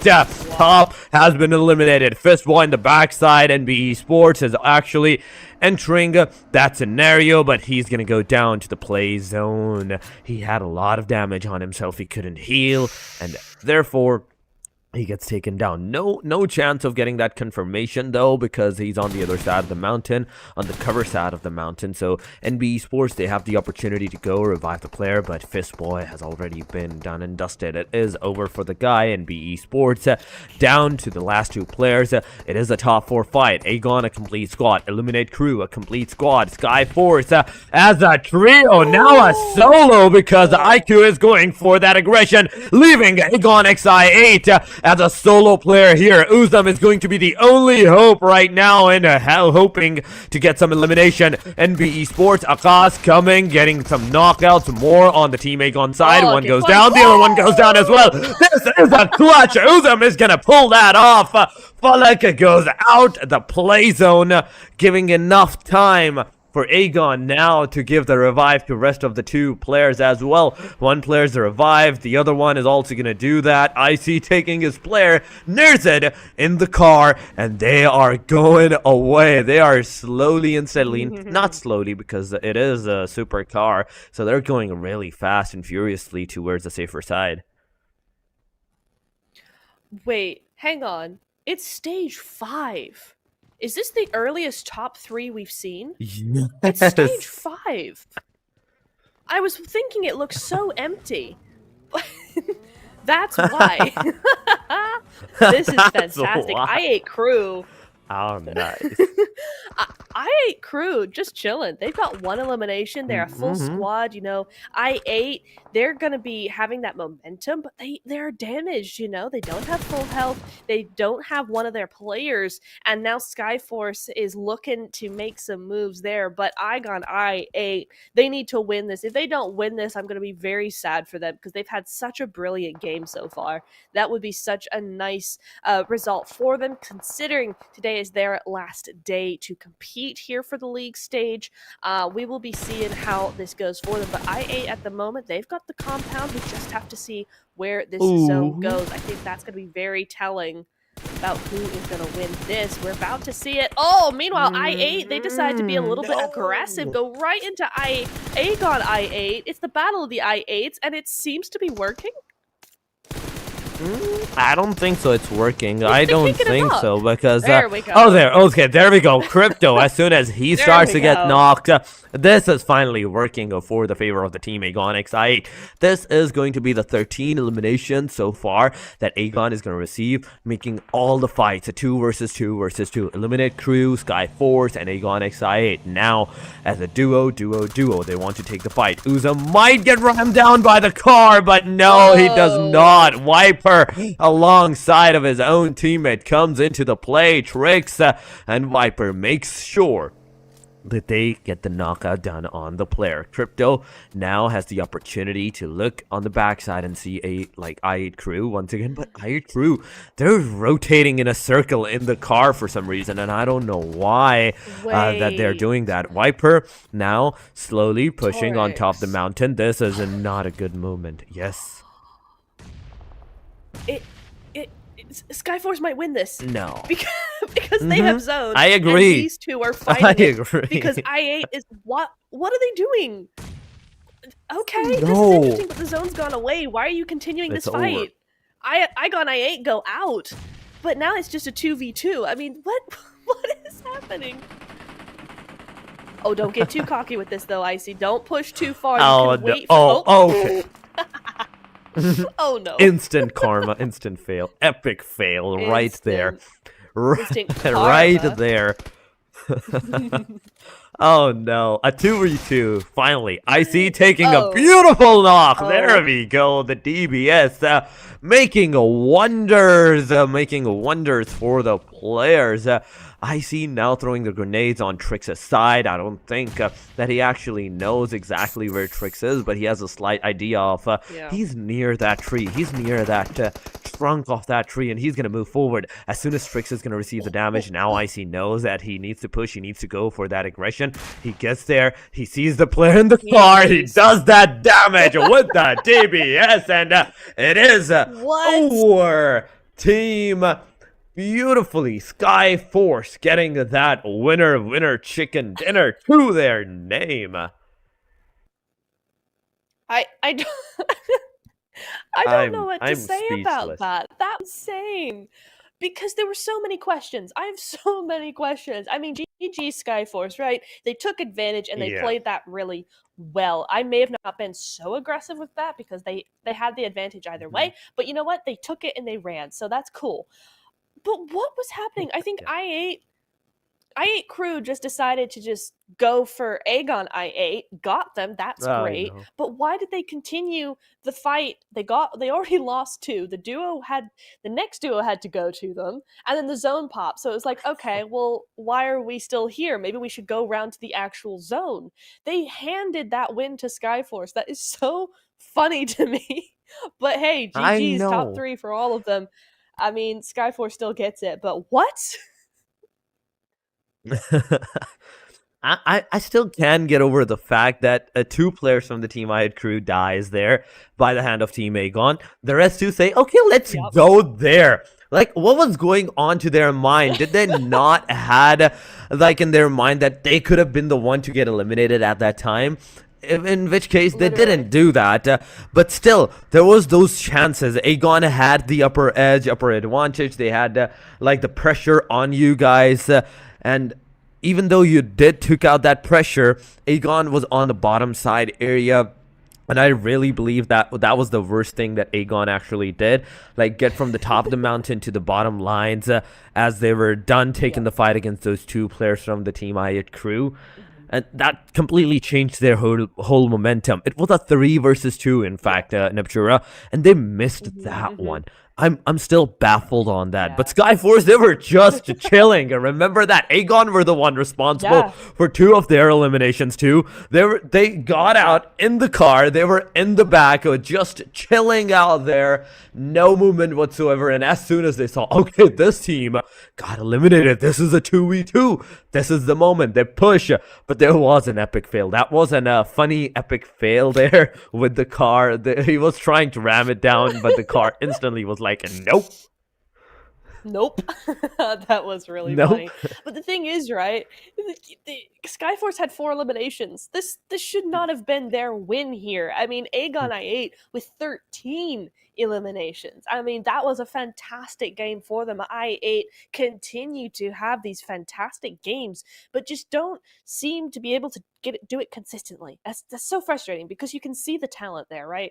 You can see how well they can play, but they didn't win. They got 3rd place. I think they just moved into the edge of the zone to try and see where the next zone would pop, but I just decided to go, hey, whatever, let's go for it. 10 total points anyway for I8 crew, so not the worst, but Yeah. I'm just baffled. I am baffled by that. I totally am too. Like, I still can't think what was the reason that they actually pushed there, even though it worked into their favor. But there were so many possibilities, so many risks that they actually took. But Uzam as the MVP with 380 meters longest elimination. He does 6 eliminations in total, 769 damage to the players and 5.56 MVP points. 20 minutes and 36 seconds of survival time right there by this guy's hand. 13 total elimination for Aegon, even though they got eliminated on the hashtag number 3. The chances of Aegon once again competing for the top number 1, it's really high. They're finally making a comeback from this point onward, Neptura. They are. It would be really nice to continue to see that trajectory being done over to the next Miramar, into the next Erangel and Sanhok. That would be really nice to see that happen because they played that so well. I think they really need to just follow up on that consistency. That would be really, really nice. You can see their Skyforce with 4 eliminations to over 1,000 damage. And the same with I8 crew as well. In fact, many of these teams have a little bit more damage than eliminations, except for MB Esports, who got 0 and yet 500 damage. 0 elimination. That's something completely out of the world. Like, where did those 5 eliminations, so potentially 5 eliminations go actually? We don't know. Nobody knows. Maybe someone took it. Maybe they got revived and they moved away. Anything is possible there, but this was a really, really great Erangel match. The second Erangel that out of the 3 that we are going to see for today. But the 3 matches had been done and dusted. The halfway point, we have officially reached the halfway marker of the day number 3. For now, we will be going on a short break, guys. Do not go anywhere. Stay with us. We will be right back.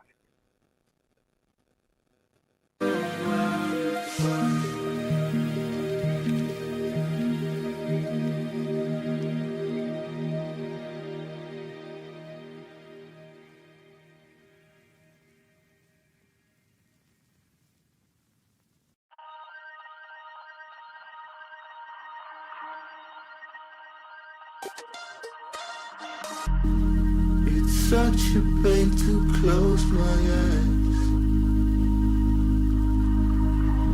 I'm falling in this deep immerse. Would you ever show me?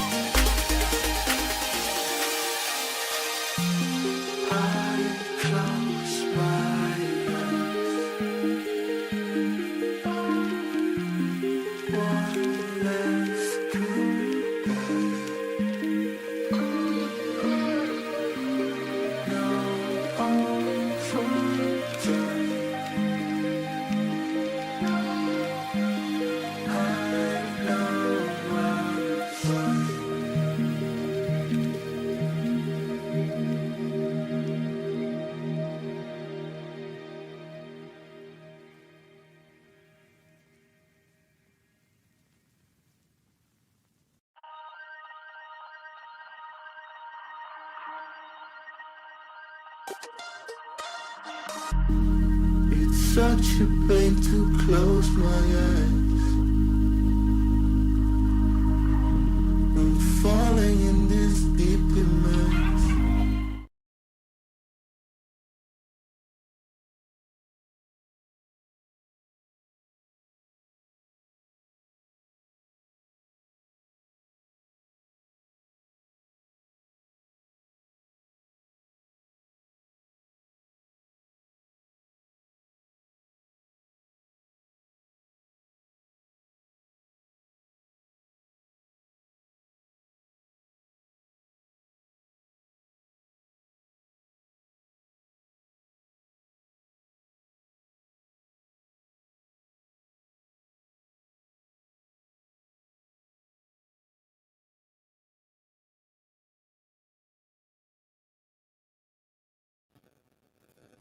And we are live. Here we are for game number 4. We are going back onto the deserty hot desert of Miramar, coming in here real quick.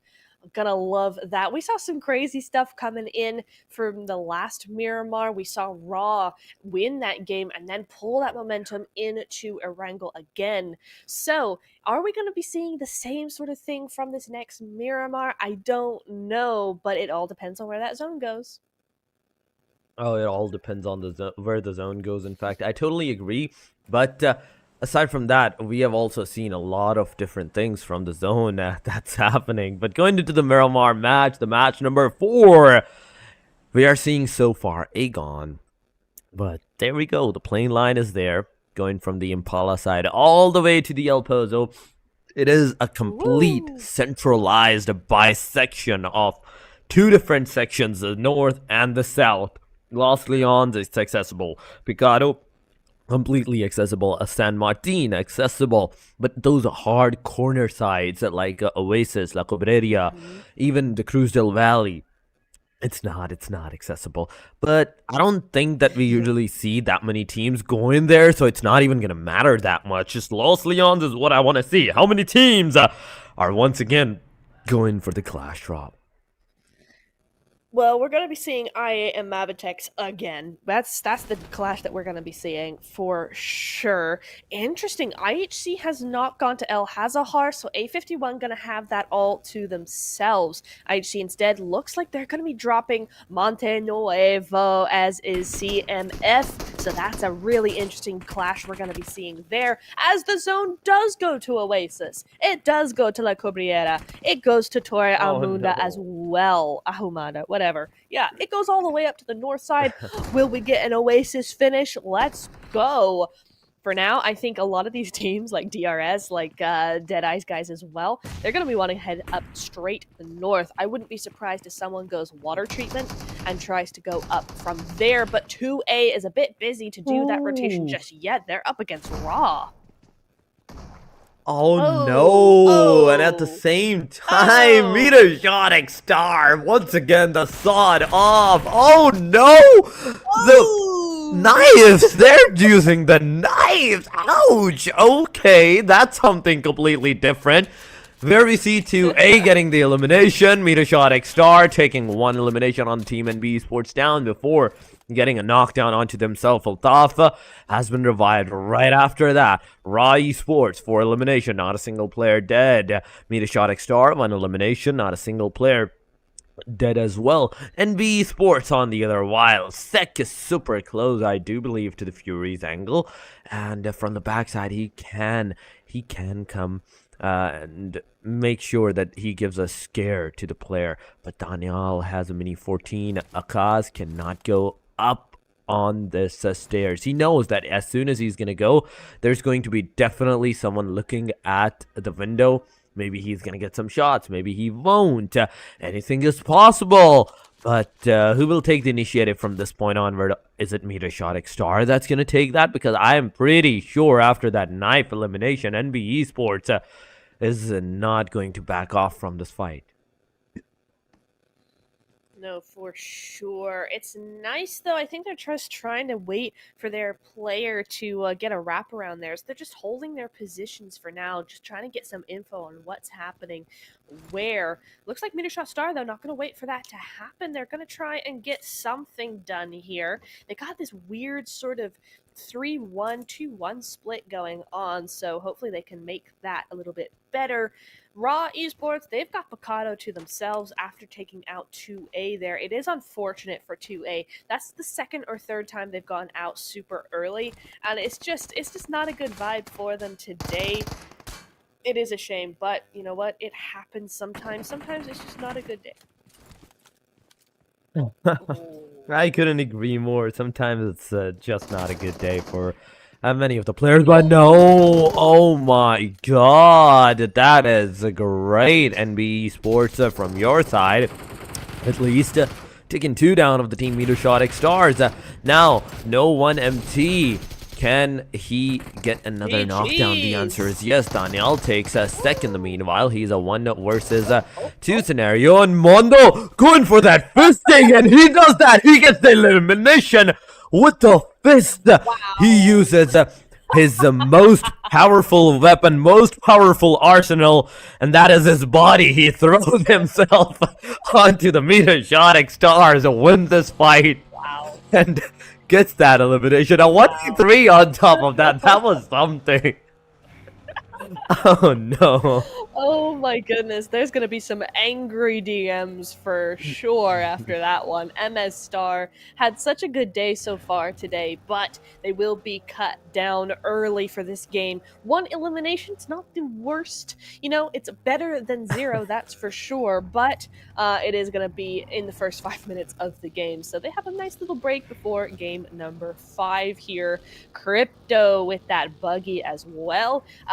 Mabitech should be somewhere in the vicinity, but I'm not sure that they're around. I don't see their name tags anywhere near. They're certainly looking for them, though. They're making sure that they're nowhere near, or if they are, where exactly they are. So we'll be seeing how that goes. Skyforce, another team without any interference so far in this match. 0 eliminations because there's no one to get.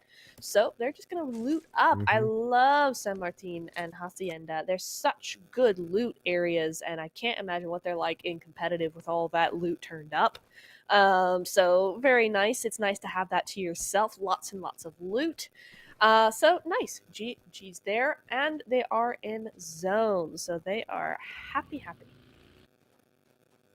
They are definitely happy at this point. So at this time in the point, but how for how long they will still have to use the cars to like get into the next circle, as this circle is going to close into the 2-minute marker.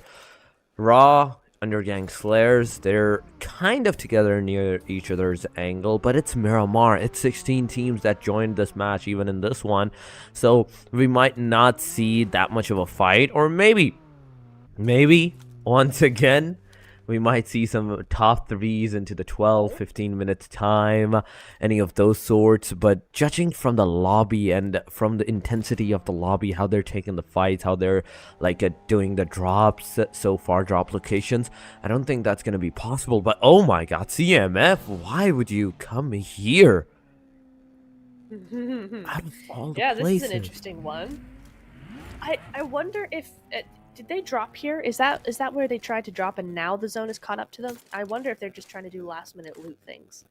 And then moving up. They're going to have to be careful though. IHC is in Monte Nuevo, so we'll be seeing how they go with that. But yeah, they're definitely very much in zone, as is Mabitex, but it doesn't matter. I8 have found Undergang Slayers. Let's see how this goes. Crypto. Was that Crypto? No, it was IQ there. Falak is the next in line. Is he going to go down? No, he does not. Falak able to get it done. 0 eliminations for the Undergang Slayers. Igon I8. Falak just did a 1v4. I didn't realize because we came in there in the middle, but a 1v4 for Falak. I8 are dominating today. They are definitely dominating for the day number 4. And I think this is what's going on with the team Aegon. Like, first day it was DRS. Second day, Aegon. Third day, again DRS. And today, once again, Team Aegon, they're doing that again. So it's a turn-wise scenario, but true. Oh my god, once again, this is time for the revenge. You can take the revenge of the last match at this time. But Double 7 Esports is the one that is right in front of them. A lot of damage. Oh my god, that was a good damage from the DBS side, but he couldn't get the knock. Double 7 Esports to Mag got knocked, got a confirmation. Viper, Octopus, both of the players on the Team I8 Crew side gets that instant confirmation, and now as Trix is the final hope, final player for the team. Every single like a momentum is on his shoulder. The team survival, the team somehow getting some elimination points. It's all up to him. Can he make it sure? Can he make sure that he gets it or not? This is a bigger question. But on the other side, we are seeing the team NB Esports versus the team CMF taking the fights as well. Two players of the team NB Esports gets taken down because of that, because of the moment that they were outside the circle. An interesting one indeed. I love kind of how I8 Crew are playing this. They're just having a lot of fun with it. I mean, you don't use yourself as bait by just driving around in circles around a guy without having just going, yeah, it's fun. We're just gonna have fun with it. It's fine. So I like that attitude. It's kind of fun. It gives a little bit of a good time vibe, but it's not being in their best interest necessarily. I8 Crew gonna be going out eventually there. It was a good round, last round, so they're fine. They're happy. CMF Esports though getting taken out by IHC one at a time. It is constantly going for the fights, and we're seeing the fights actually going outside the circle. That's not something you would want to see. That's something you don't want to even experience, that someone taking you down outside the circle where you thought you were completely safe. Oh no, sir, no matter what, you have to do something from that point onward. Adroid51 taking fights with the team DRS, as we see team DRS also looking at the Skyforce's player. A beautiful Giante knock on tops comes into the play. The AUG, the hardest gun to ever be used, I'd say. I still think it's the hardest gun to be ever used. It's not Vector, it's not UMP, it's not anything, but it's AUG. Yeah, it's a tough one, especially long range. Yeah, really nice. I just want to point out very quickly, well, apart from Mabitex here, all the top teams have a full squad wipe. So you don't see, except for Mabtex just now, they all had 0 eliminations and everybody else had 4. So that's a really interesting little thing. We've not really had that come into play before, so that's a neat little fun fact. But Mabitex looking for that full squad wipe onto Raw. Since that win, we once again haven't seen much from them. Raw have been kind of inconsistent in terms of just getting that screen time, getting those eliminations. They do really well in the beginning. They get those hot drops done, and then they kind of peter out a little bit towards the mid game. So hopefully that's not what we're seeing here. Certainly looks like Raw trying to get some angles, but Jiggle in full view there gets him so low, but it's not enough. Sirius is 1 HP, but does the job anyway. Well, he definitely does the job. He definitely gets that knockout onto where's the player. But the rest of the Raw, what are they going to do? How are they going to take the revenge from this factor? Because they've just lost one of their players. This is not something to be taken easily. Raw is one of the team that actually goes for the fight if one of their player gets that elimination. Sleepy from Raw has also been spotted. The player knows his location, that he is somewhere in that particular vicinity, but he can't shoot at that vicinity. He can't shoot at the player so far. Skyforce is also being spotted. The damage from the Mini 14 tap is actually going and receiving a lot of it. If it would have been a headshot, it could have been a detrimental knock on the player. Bruh, this guy Action, man, what he doing? He keeps peeking that after the Mini is giving him 3 different headshots. That's crazy. He's definitely definitely some interesting tactics coming in there, and it's not working. IHC backstabbing from the back, as a backstab happens always in the back. IHC coming on in. He's got to get his teammate rezzed up quick, because IHC look like they might want to get in on this action, but maybe not. I kind of see them moving away there, so maybe just getting a couple of knocks just to make sure no one follows them, and then moving on out. That's an interesting tactic.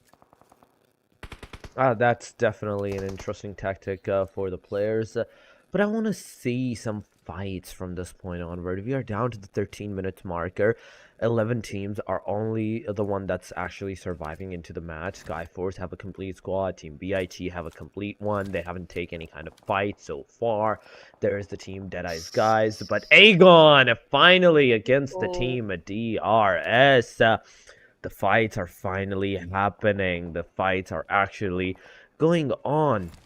Once again, in this particular vicinity, NB Esports out of the circle right now. But I'm seeing that the team DRS, team Aegon, they were kind of in a close vicinity as one player gets an instant confirmation on himself. Skyforce is once again being the center of attention by this team. And they're not looking at the team Aegon from this point onward. They're looking at the team Skyforce.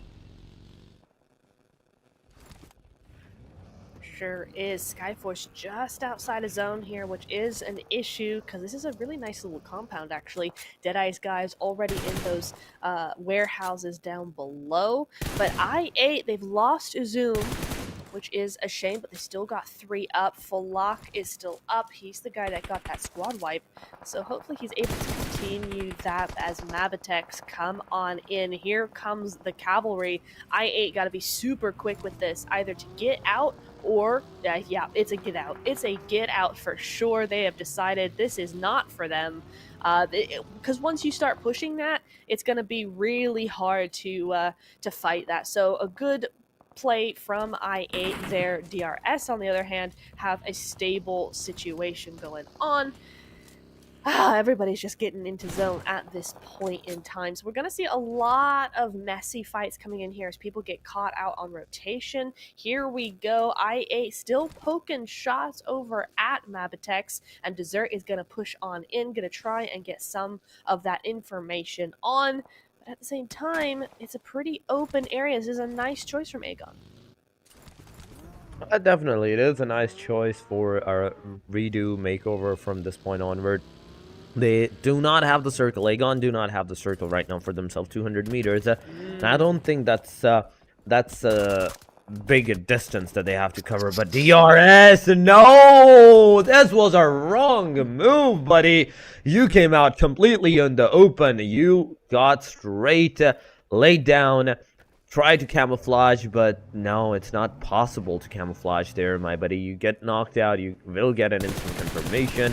And right from this point onward, DRS is actually going to try and take their revenge, at least take a trade-off before they can do something from this point onward. IQ also looking and hearing all the fights that's happening in the close, distant area.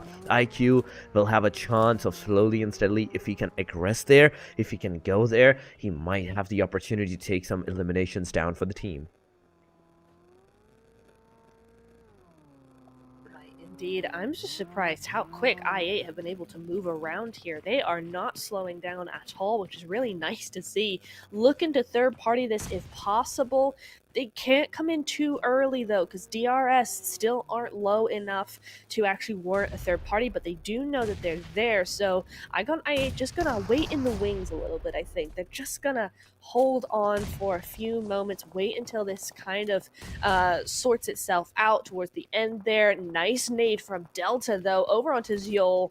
Not looking good. That's a definite advantage over to DRS, as now they're gonna push on in. But I think IHC, they should be okay here. Yeah, so far they should be okay. But there's always the factor that any time, at any point, the fight can continue on you. Maptex taking Aegon players down. Killer YT pushing forward. The DBS misses, and no!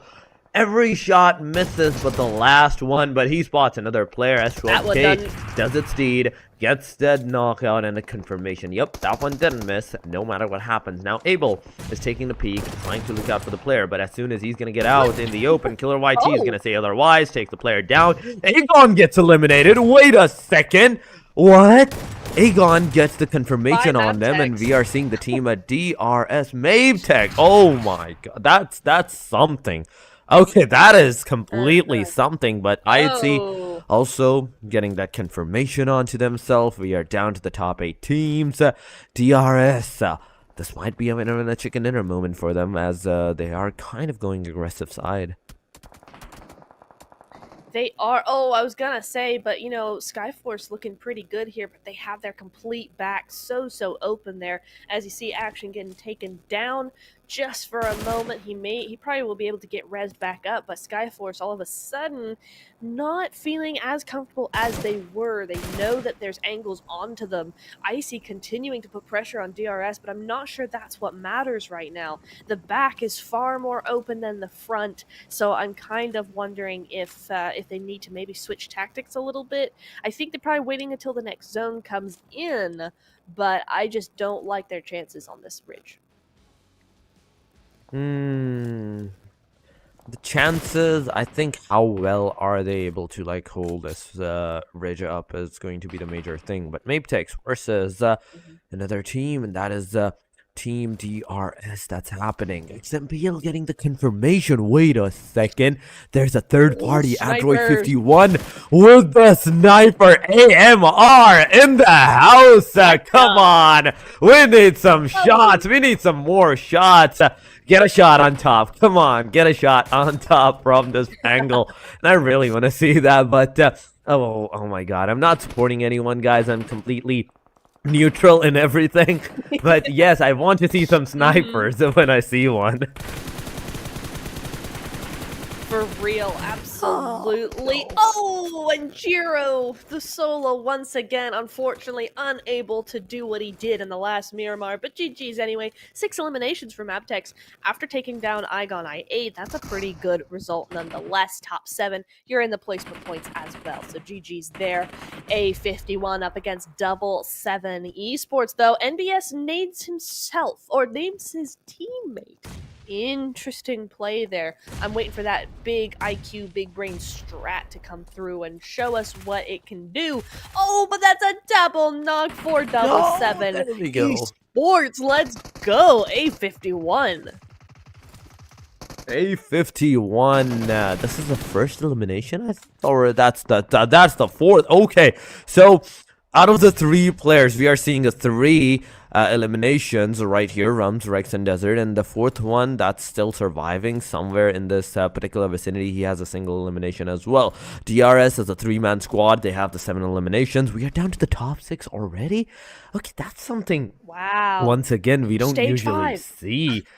Yeah, stage 5 once again. Last stage, it was top 3 maybe, top 5 maybe, but this time it is top 6.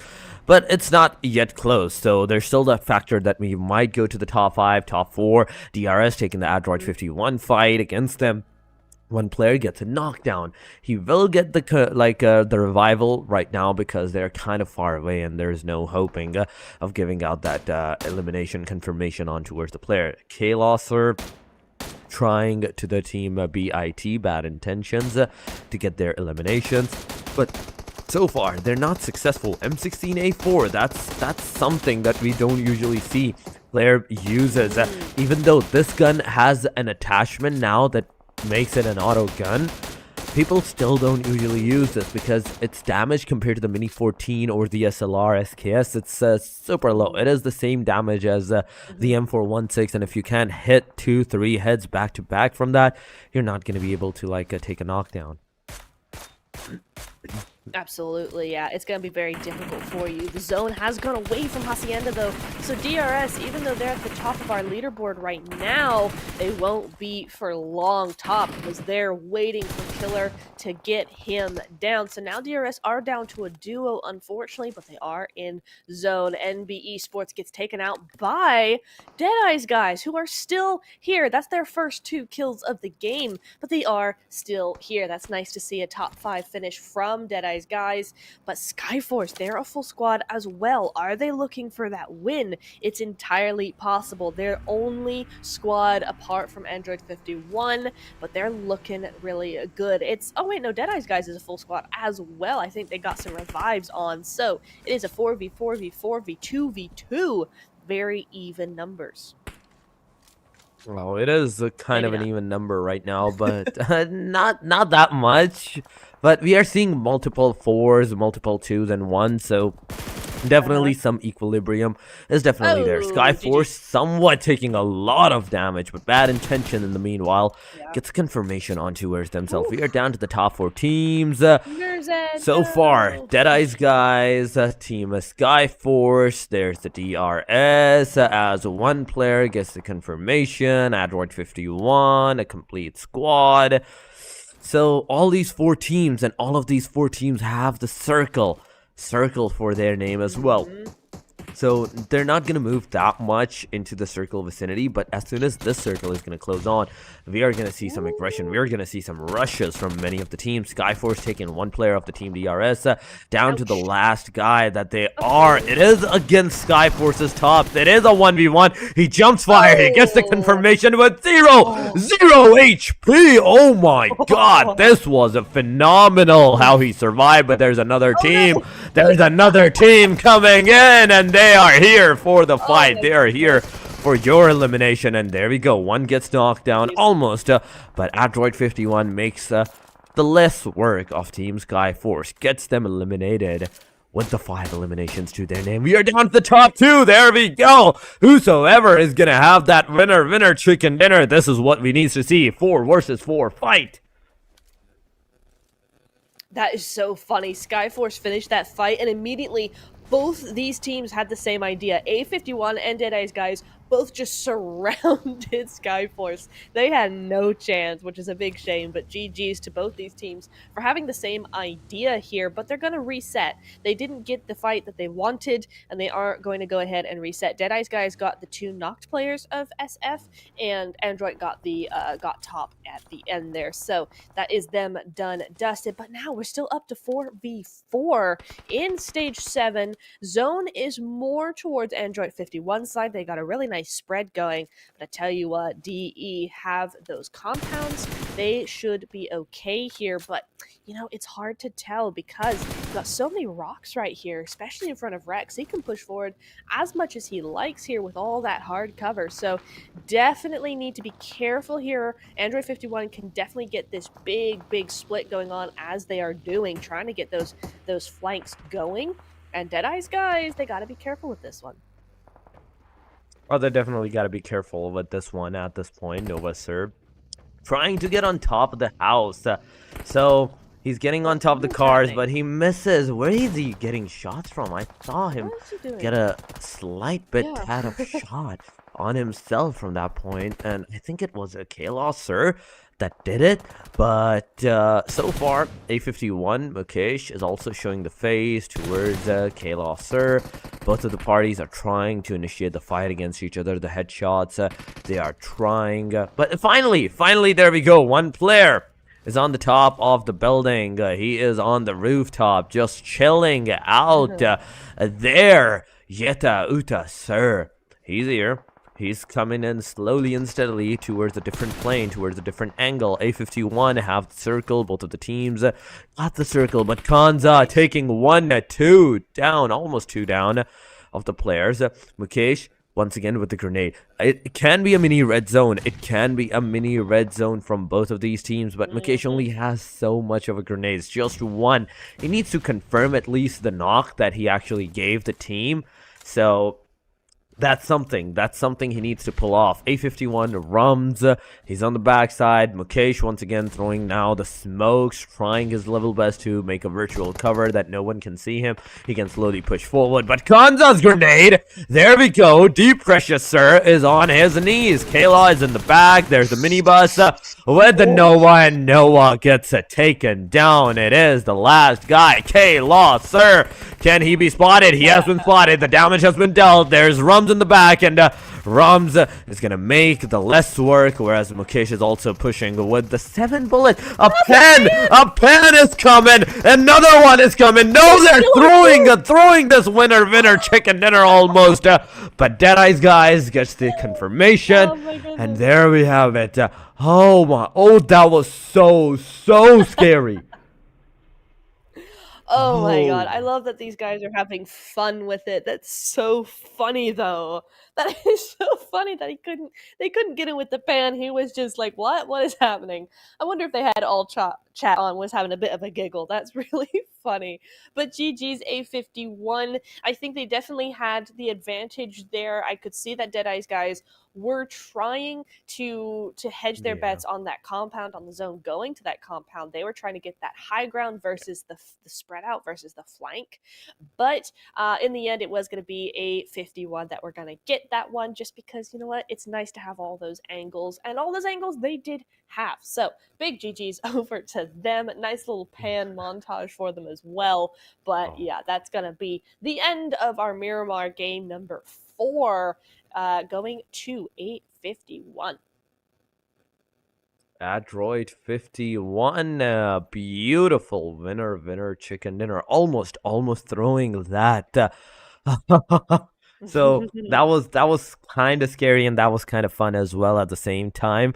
So going to the winner chicken dinner stats: 12 total elimination, 2428 damage that the team has done. Overall ranking has gone up to the hashtag number 7 for them. 8 elimination to Kanza, 2 for Rums, 1 for Rex and Mukesh individually, but 1000 damage. Kanza, I think I already know who the MVP is going to be for this match, Nipshura. Absolutely. We will see. 24 total rescues. Interesting. We've had a lot of rescues going on in this game. But yeah, Android 51, of course, going to be getting that longest elimination distance at 277. But I want to talk about DRS a little bit. They held on to Hacienda for a good long while there. That was a really nice job from them. It felt slightly messy almost, just because it felt like they kept trying to go and then stay and then go and stay a little bit. But they definitely got those points in. They got those points on, and on the board as well. I think they're still going to be in first place at the top of that leaderboard, at least top 2. So it was a really good job from them. We're going to see those points break down here. A51 with 22 points, nearly double what DE got, but DRS with 11. So it's a good result for DRS even. Igon I8, not so much for eliminations, and that is about it. And Mabtex, who they went out to, 7 points as well. So it really drastically goes down after that top 4 position. Skyforce able to get 10 points, and yeah, so interesting fact there. We have, though, some teams, MS Star, I8 Crew, and CMF all with 1 point each.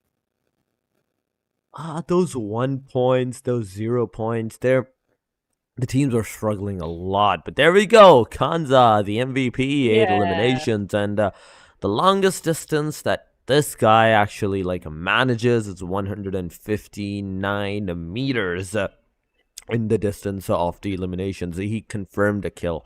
But 1066 damage, 6.59 MVP points. It is a great start for this player as well, because I think this is the first winner chicken dinner, a good consistent map for Adroit 51 in today's matches. 26-25 survival time.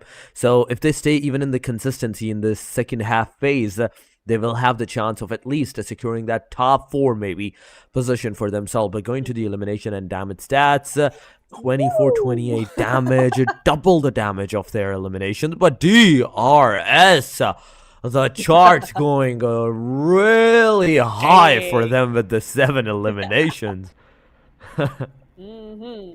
2,500 damage. That is insane. They were doing a lot of work from the rooftops of Hacienda there.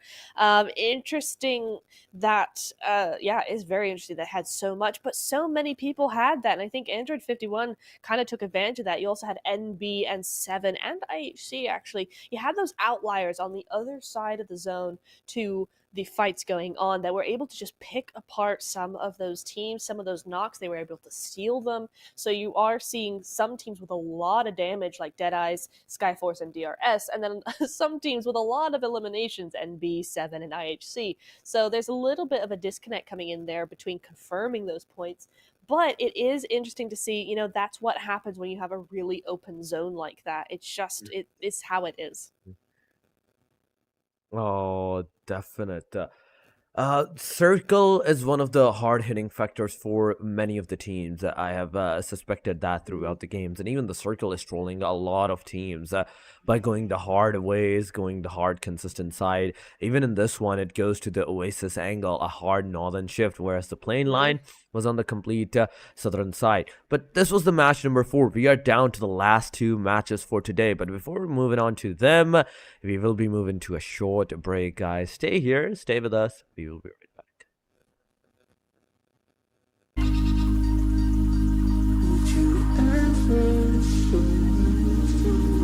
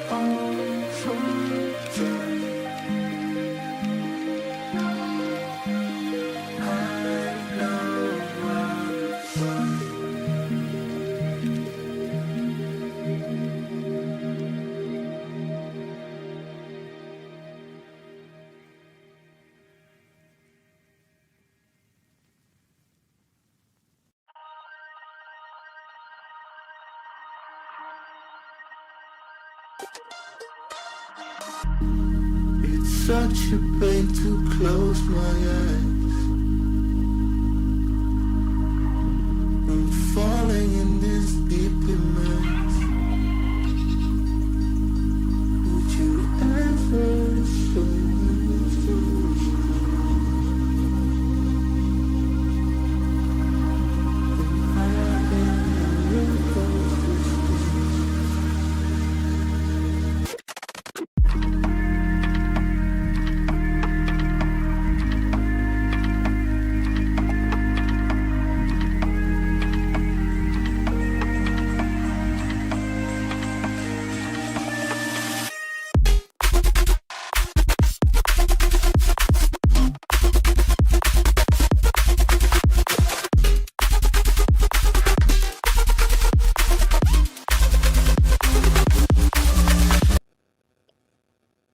Welcome back, everybody, to the One Game Invitational Showdown. But you all know what it is by now. We're getting into Game 4 of Day 4. We're going into the second to last match, Torx. We got one more wrangle before it all kicks off on Sanhok. And what have you thought about today so far?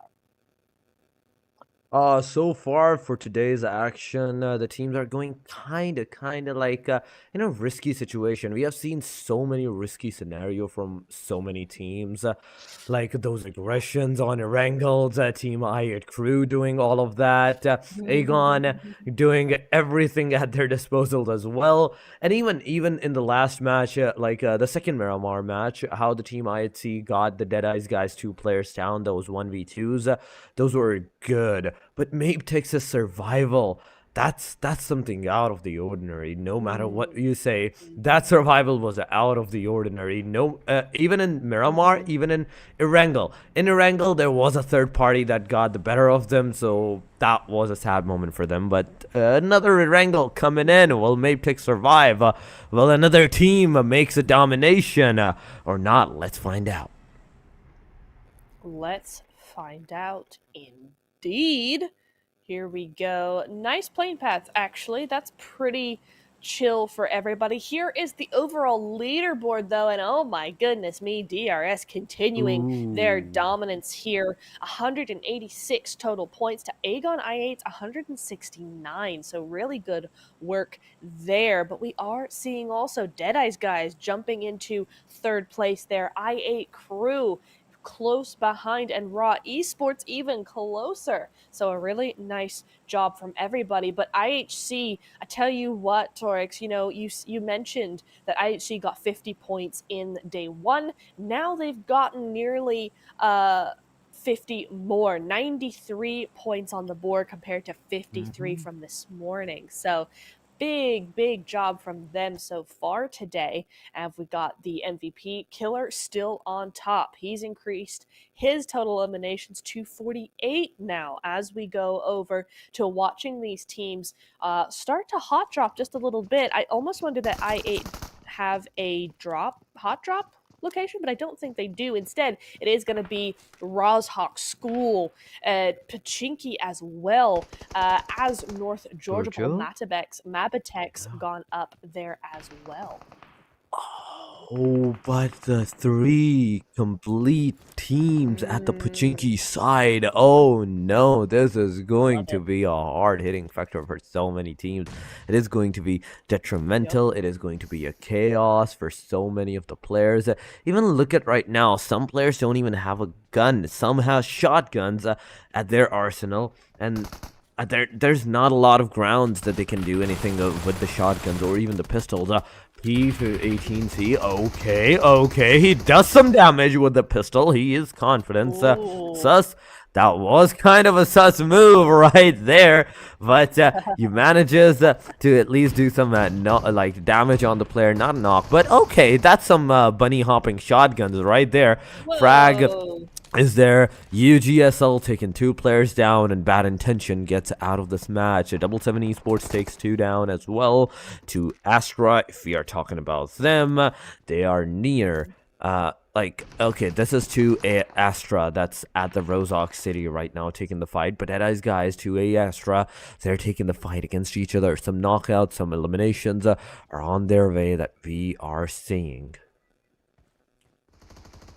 They sure are. As they continue, CMF continue to have a hard time here. Down goes another. So CMF just down to a duo at the moment. Undergang Slayers, they're not looking no, they're looking good. I was thinking they had lost a few as well. Oh, down one goes. Sus is low, but he is able to get it done with that Bison. I love the Bison so very much, and there is proof as to why. It's just so good. Able to get 6 eliminations. Undergang Slayers have done such a great job here. As we look to Pachinki, they're done. 6. They have finished their hot drop. They're good to go. 6 eliminations. The best part is that they haven't even lost a single player. That was the best thing that you can actually expect from all the fight that you could actually like witness. But Deadeye's guys once again near the team 2 Astra, taking a guy down. There's also the Raw team that's coming from the back, getting an elimination to their name as well. So this is also a 3-way deadlock that we are seeing right now for the team. Noah Sir not making any kind of moves, I'm seeing. So does YETI Sir or even Precious Sir, because they know they have the compounds, they have the viable location that they can actually use against the team. So they need to let the teams actually enter their vicinity instead of them going out in the complete open to find out where the players are. Precious Sir has a Uzi in hand as well, but AKM, one of my favorite guns, is in the hand of YETI Sir right now alongside of a shotgun. Both guns are kind of like a close range quarter guns, and I don't think that's a good idea. But there we go. Astra Esports have been eliminated. They are the 3rd one to leave this match early right now. But Sleepy, what are you doing? What are you doing, brother? There was a guy on top of your compound that were shooting at you, but not anymore. I think he got eliminated, and now with this, Raw is also going to move away from this particular vicinity. Yeah, they are indeed. 2 eliminations, not shabby. Oh, but DRS not having the day they wanted, not having the game they wanted after that. Miramar, it's going to be 77 to get that squad wipe. 4 eliminations go their way. And I'll tell you what, 77 need these points. They haven't been able to get many so far today. So these 4 points this early on in the game is going to be nice for them, but DRS are just very upset right now. Oh, they are so gonna be upset. But Matex, there we go. Some knockouts from their side. It's coming on. Refus. So, can he go for the confirmation? He's actually going the opposite. Or my brain's not braining right now. What is he doing? Yeah. Going to the back side, kinda. But the rest of the team, maybe they are gonna go, and I'm not seeing any kind of movements whatsoever. So I don't know what team Matex is actually trying to do. I8 crew, they have been revived at that time.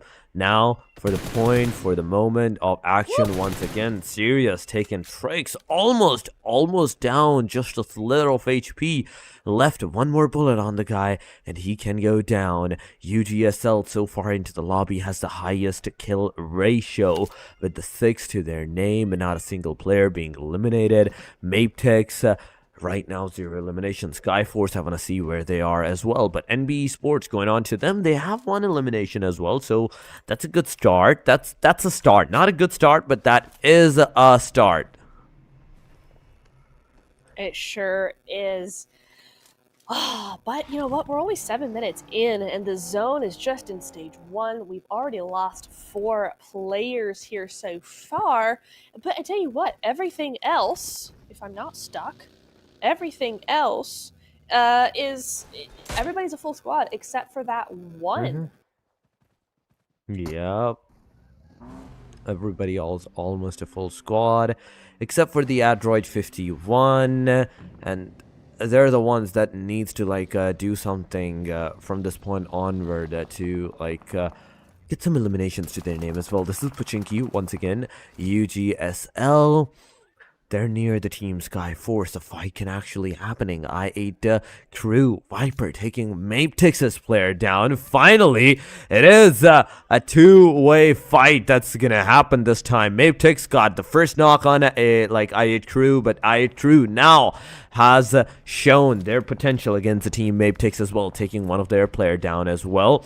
But from this point onward, now it's the moment, it's the opportunity, how the players are actually gonna push forward. So far, Skyforce all still wants to take the fight, but this is UGSL. This is the winners of Pochinki. You don't want to mess around with them from this point. At this point, the Molotov goes there. Knockout can come once already. Icy is on his knees, but Gangsta is down there as well. There's it. Oh no, UGSL. A beautiful opportunity against the team Skyforce now, and a third one. Okay, that is Nerzad's elimination confirmation. I thought there was a third one that's going down there. No, but 77 Esports just decided to say hello, just stop in for a cup of tea and then out again. This could be a really good thing for Skyforce if 77 decide to push that compound, but I think they've thought the better of it and they're gonna move on their merry way. But man, I'm not sure. SF, I think they might be, just trying some things ahead of, the official tournaments and stuff, just trying things out, seeing what happens, seeing how things go. And unfortunately, it's not going very well here. Shockwave? No. SF, Skyforce, they're going to have to move on as a duo. They've lost half their squad. They've lost Nerzad. So we'll have to see how they go on with the rest of the game.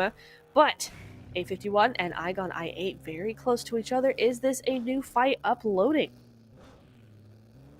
This might be a new fight that's uploading right now, but Aegon wants to do nothing of this fight. They are gonna go away, and they want to take a safer approach. They know that this is the moment that they have to get that top position, top standing back on the overall leaderboard. But Pochinki and Outskirts, oh my god, it's going chaotic. UGSL, Double 7 Esports, Skyforce, everybody wants a piece of another one. UGSL has already lost two of their players as well. Gangsta wants to throw a grenade. Is also going to receive a lot of damage, but Gangsta's grenade is finally going to hit the player. It's going to take at least one down. Another one going towards to mag sides, but no avail, no connectivity whatsoever. Another one out. Will it connect? Will it not? Because the Double 7 Esports have decided to revive their players and move away from this particular vicinity. 9 total eliminations we are seeing to the name of the team Undergang Slayers, but they have lost 2 of their players. They have lost their backbones from this point, I think, and going anywhere from this point onward, I think it is a matter of you have to be really careful of your surrounding, and you have to first and foremost know your locations and your backstabs, then you can take the fights. Yeah, absolutely. But Skyforce down to a solo. We just saw action get taken out there. This is where things are about to get interesting. We got a lot of teams here, but it's only stage 2, so it's crazy that we've lost 4 already. But at the same time, you see a lot of people very close to each other. There's several teams all on top of each other. A lot of teams still outside of zone. I mean, top, what you doing, man? 77 Esports as well as Undergang players. All of them 1,500 meters outside of zone. They're still in Pochinki. What you doing? Come on now. But it's the 1v2, and he isn't going to be able to do it. The DBS does its thing. Skyforce is going to be going out without any placement points, but 2 eliminations. And there we have it. Skyforce out of the match. The circle also taking a new shift to the Yasnaya Poliana. There we have it. The complete Yasnaya Poliana is in the circle. NB Esports, METERSHOT, Team Android 51. They're in Yasnaya. Yes, they are in the compounds. IETI coming from the north. Deadeye's guys coming from the east western angle. But Aegon, I'm looking at Aegon coming from the south. Yeah. They have the best chance of taking the fight against the team Android 51, but they have to be really careful to remember the fact that they are completely out in the open as well. Yeah, they do. I was also looking at IHC there. They've just decided to take the long way around, as they do. And they've been outside of anything. IHC still 0 eliminations right now. But METERSHOT Star looking out for them as well, so they could change that very, very quickly. Undergang Slayers still out here, 1,200 meters to go. He's only a solo. I think he's trying to heal up a little bit because 77 are also up there. Meanwhile, Aegon IA, as you said, up against A51. Take out the first player. A51 just down to a duo now, and Aegon I8 have a point on the board. Oh, they definitely have a point on the board from this point. But UGSL and 77 Esports, both of the teams that had the most eliminations, they are right now down to the last man standing. But Zeol gets Yeta Uta, sir. Deadeye's Guys is also receiving a lot of damage. In the meanwhile, 77 Esports is out of the match. UGSL down to the last guy standing as well outside the circle. They're receiving a lot of damage. But going to the Yasna-Poliana fight, once again, we are seeing Aegon at Droid 51 against each other. The fight is of a 3 versus 2 scenario. Kanza in the compounds, but Falak is also throwing a grenade from a different compound in the same compound, which is going to hit Kanza. Crypto gets that S12K done. Mukesh receives a DBS on the face. Aegon getting those 3 eliminations, and now from this point onward, the fights are not gonna stop. We are just on the 14-minute marker, and 9 teams are surviving. I8 crew Trix has been also knocked down by Refus. A beautiful, beautiful knockdown on the players. Maptex once again will go back on the 4-man squad that they are, but I don't think Sirius has the opportunity to heal himself. Refus needs to heal himself as well, but he don't have any kind of healings. Did Sirius or Desert had any healing that he could have potentially used? But Refus wants to like slowly stop it in the complete open areas. NBE Sports, they are also receiving the damage from Aegon's side. Ouch! Oh no! Oh no, that's not good at all, Jiro. Gonna have to be the last man standing here. But I tell you what, they did some great work onto I8 crew. Unfortunately, Jiro gonna get snapped up by IHC, as are those knocks onto I8 as well. So it's just a solo left there. Undergang Slayers had a great game. He just came into zone but gets snapped up again by IQ there. So 11 eliminations though, and they're in the placement point. So that's a great game from Undergang Slayers anyway. So they can be quite happy with that performance. IHC went from 0 points to 5 eliminations, but Aegon I8 at the same time, they have 4. They're doing well. Deadeye's Guys though gonna rock up in a smoking vehicle to a full squad. Oh my god, that was such a risky move once again. Now, we are seeing that Deep Pressure Sir is super close on the players that taking the fight. METERSHOT Star, one player gets taken down, but instantly, another knockdown comes into place. Deep Pressure Sir is down, and now with this, Kalos Sir and Nova Sir are the only 2 hopes, throwing the grenades, throwing the throwables, utilities on the team. The player went for the revival, but instantly has been punished.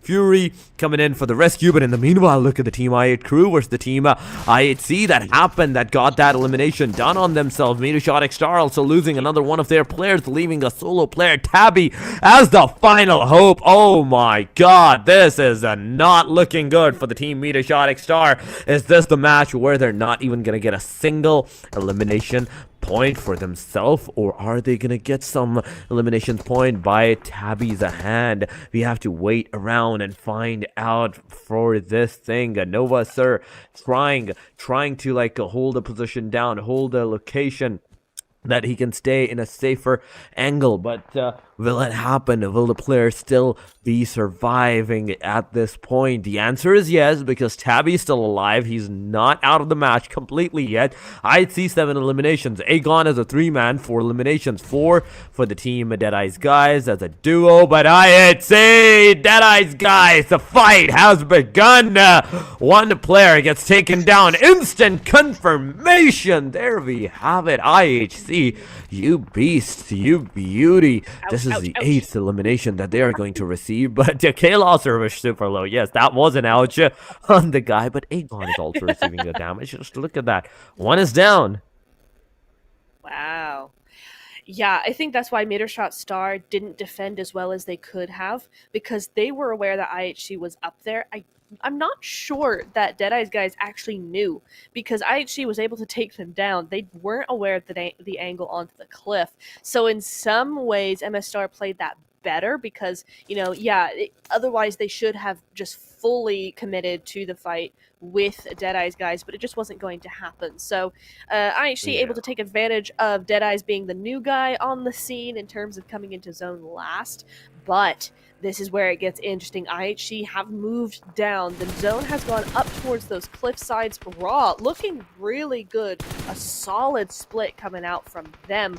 But this is an influx of teams coming in now. NB Esports, a full squad still. Raw, still a full squad. I8, a trio, all having to come on in. NB Esports, though, lose one immediately. The caster curse coming into effect with full force there. Raw up with 4 defeats. Oh, 4 eliminations for Raw, and not a single player has been lost yet for these guys. A great start. A great start that the team Raw has actually engaged in this match for themselves, but right in front of them is going to be Team NB Esports. They're waiting out for the opportunity as well, that as soon as any player is going to show their face, they're definitely going to try to accumulate that into the elimination point for themselves. Aegon XI, they're in the circle. Team Raw also know that there's another team into the backside, but I want to see near the lake side how METERSHOT, Team Deadeye's guys, and IHC is actually going to take the fight for themselves, and how they're gonna as a 1 versus 1 fight, they're gonna affect this scenario. Rogue coming in with the DBS, he's gonna receive a lot of damage already with the DBS, but a jump fire, he gets a METERSHOT X-Star player down. It is over for the guy, and we are down to the top 5 teams: NB, IHC, Deadeye's guys, Raw, and Aegon XI8. GG's. Aegon got to be the MVPs of today for sure. I mean, this is so consistent. This is more consistent than what we've seen from them in the previous 3 days. So looking very, very good there. But NB Esports, ooh, a Kaz going on down, just sleepy. Getting him there with that little bit of spray, but should be able to get back up fairly quickly. There's no one going to be pushing just yet. We need to see where that zone's going to be going. And for now, everybody has really solid positions, so it's not easy to push right now. We got to wait for that zone. We got to see where teams are going to be going, and then make your decisions, make your pushes from there. Yeah, definitely do that, but jiggle from Raw, there we have it. Falak has been knocked out. They can see the face somewhat, they can see the backpack at least, but Falak, will you have the opportunity to get in the compound once again or not? Because Zordi is also knocked down. This might give enough time for your teammates to close, commit to you, close up on you, throw the smokes, gets that revival done and dusted on you, but oh no, that smoke, oh.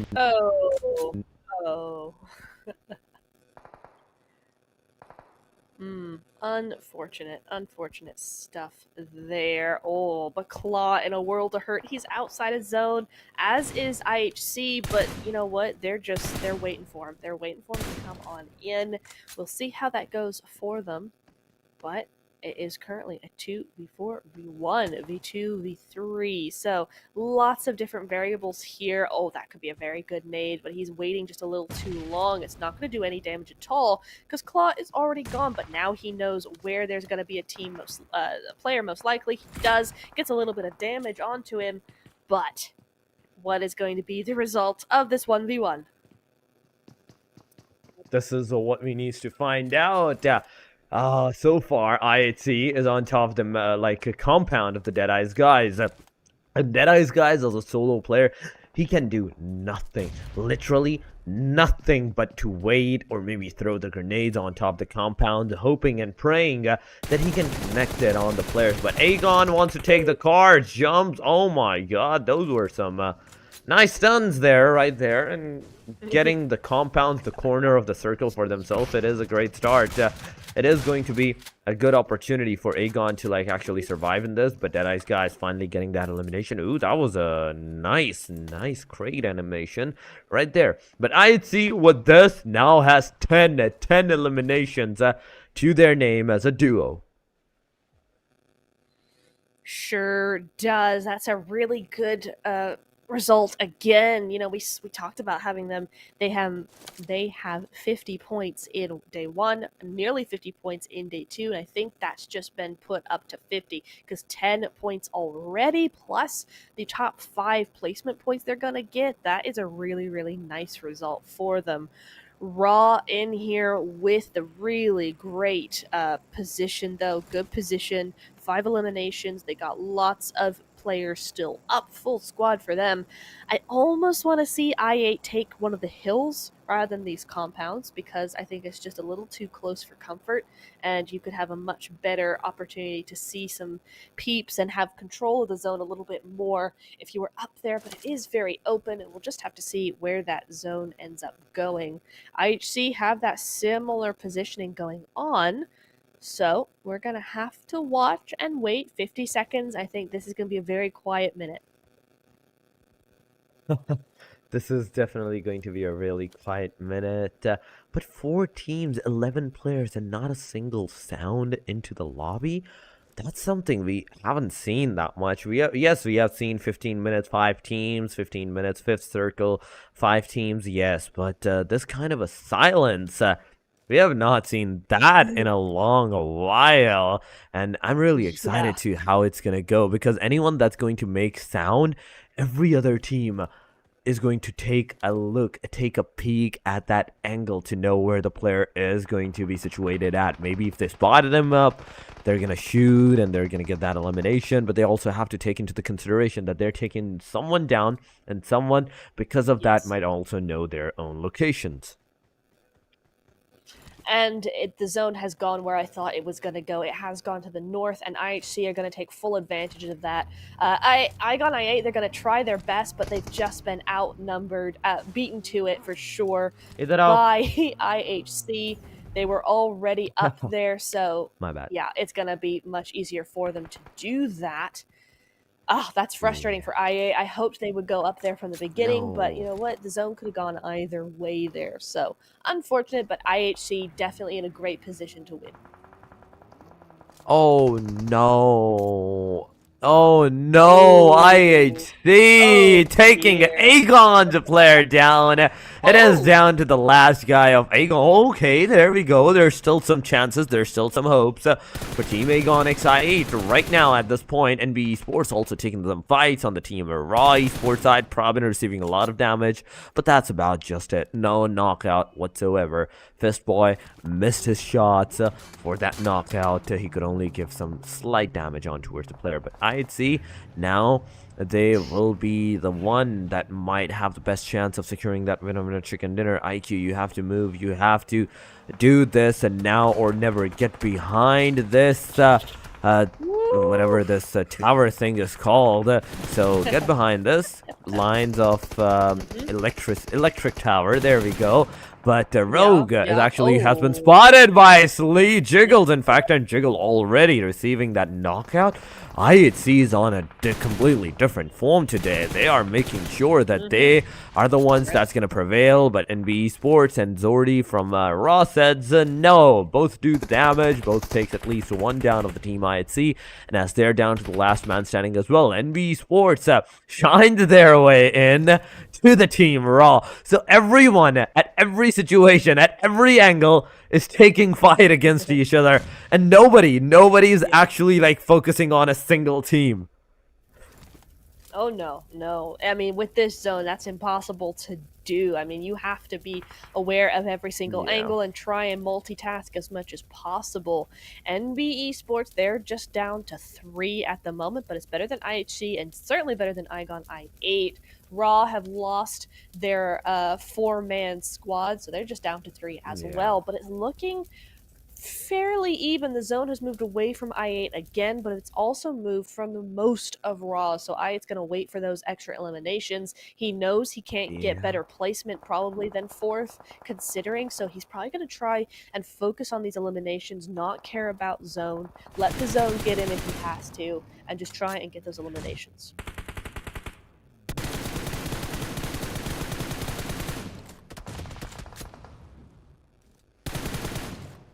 NB also wanting that. Oh, nice nade onto Raw. Raw trying to do their best, but they're struggling against this. They've just been left out a little too much by the zone. They're not able to do a whole lot here.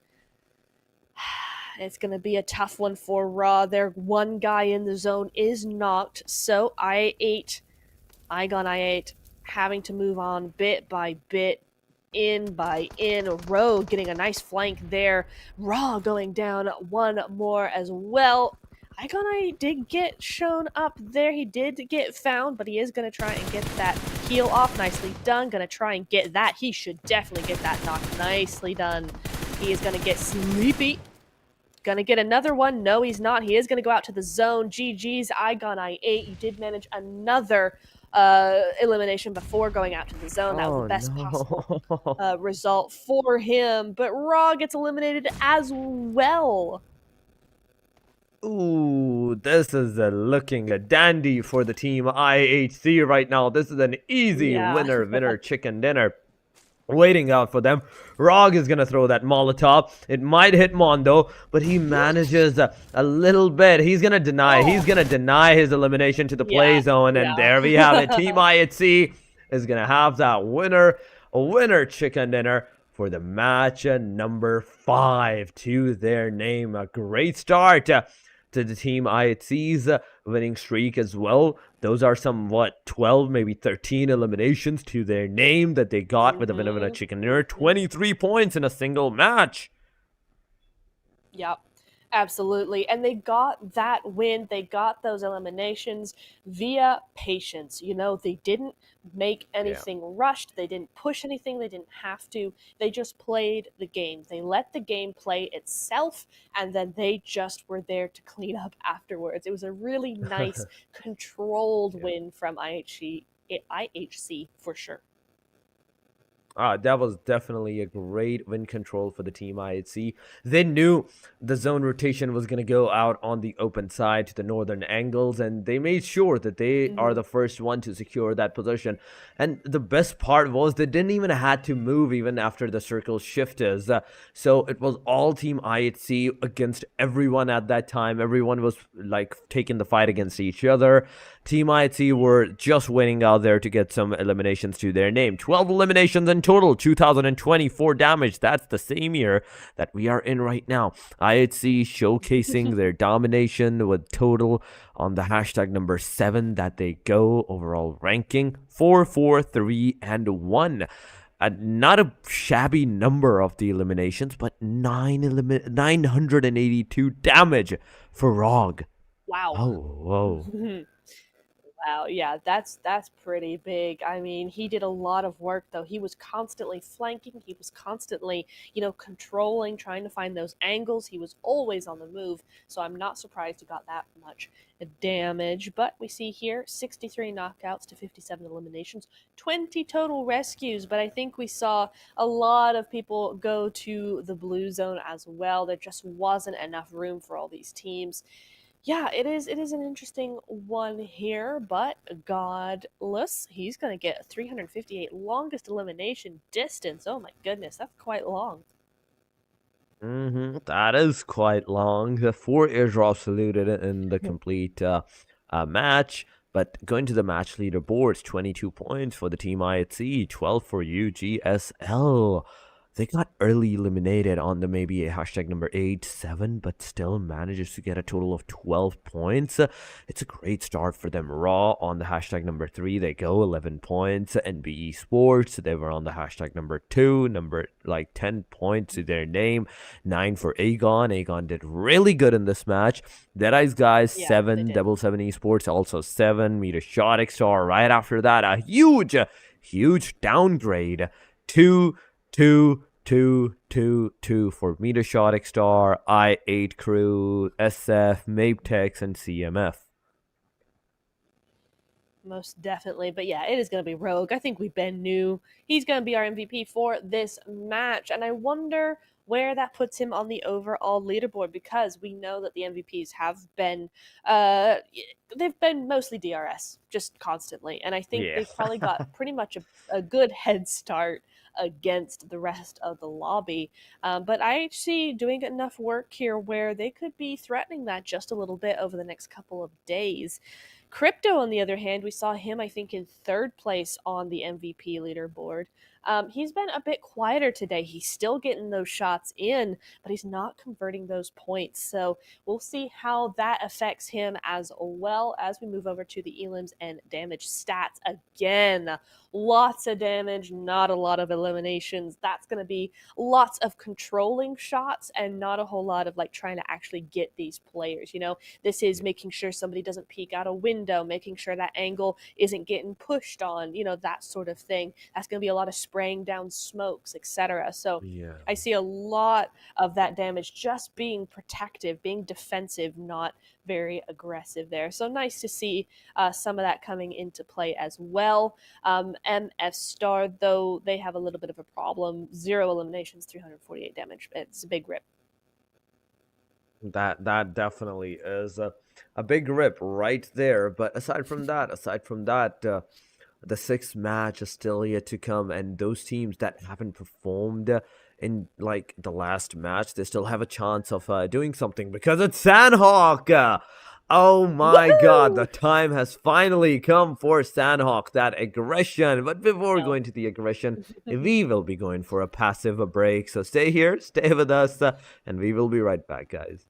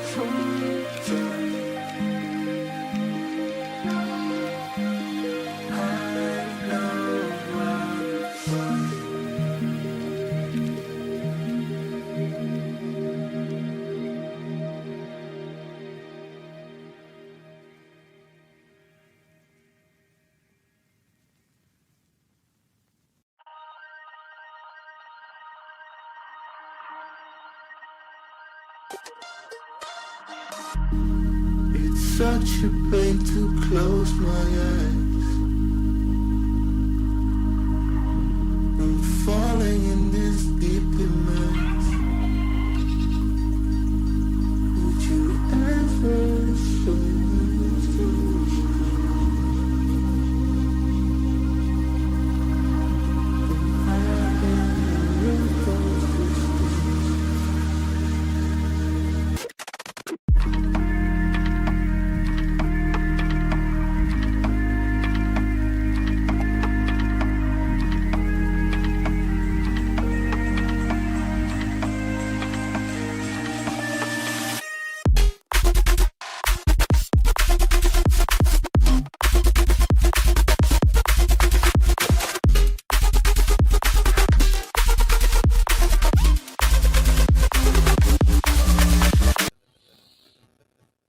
Welcome back, everybody. I am in a party mood because it is Sanhok coming in here right away. I love it. We're gonna have such a great time.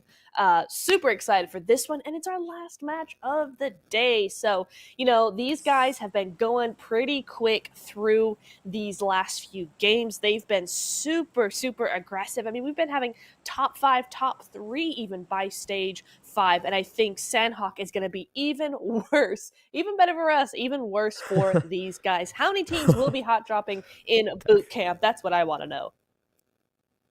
First of all, I want to know how many teams joined this match so we can say how many teams actually went for that hot drop area. So, going to the Paradise Resort, we are seeing 2 teams kind of close by and 15 teams into the lobby. But boot camp, there are 2 teams there as well. Hacienda del Patron. Yes. Oh no! Oh no! Not my bad. Hacienda del Patron. What am I in Miramar? What? Hatten. 2 games ago. Hatten. That's 2 games ago. We're at Hatten, seeing 3 teams kind of in a tussle against each other. And just look at that. It's a complete barren Sanhok where everyone at the clash drop. Oh no! Oh no! Oh dear. Raw, 77, Skyforce, they're all here. They're all waiting. CMF is here as well as BIT. Oh my goodness me. Yep, 77 Esports going to be taken on out there as BIT are they going to be the next to go down to a solo at the hands of Skyforce. It's all going down here. Oh, everyone's going down here. DRS, XMPL, YETI gets the confirmation. Tops comes in, gets that elimination. Bad Intention goes down on the hashtag number 14. Double F7 Esports is also out of the match. They were the first one to actually get eliminated. Raw, looking at the team CMF in the boot camp, we are already seeing 3 more teams in the boot camp vicinity. Outside, there might be more. A51 versus team DRS's Delta X. Gets the knockout. So back-to-back eliminations are definitely happening. Oh no, DRS. I see the mini-map. I see the mini-map. Look who's coming in. There's another team on their way. Oh dear. I8 crew ready to come on in. Igon I8, the other I8 of the lobby, looking up against Dead Eyes guys over in Hatin, as well as DRS. I think they were here a minute ago. So yeah, gonna be 3 different teams all in here. Oh my goodness me, it's all going down. Oh, it's definitely all going down at this point.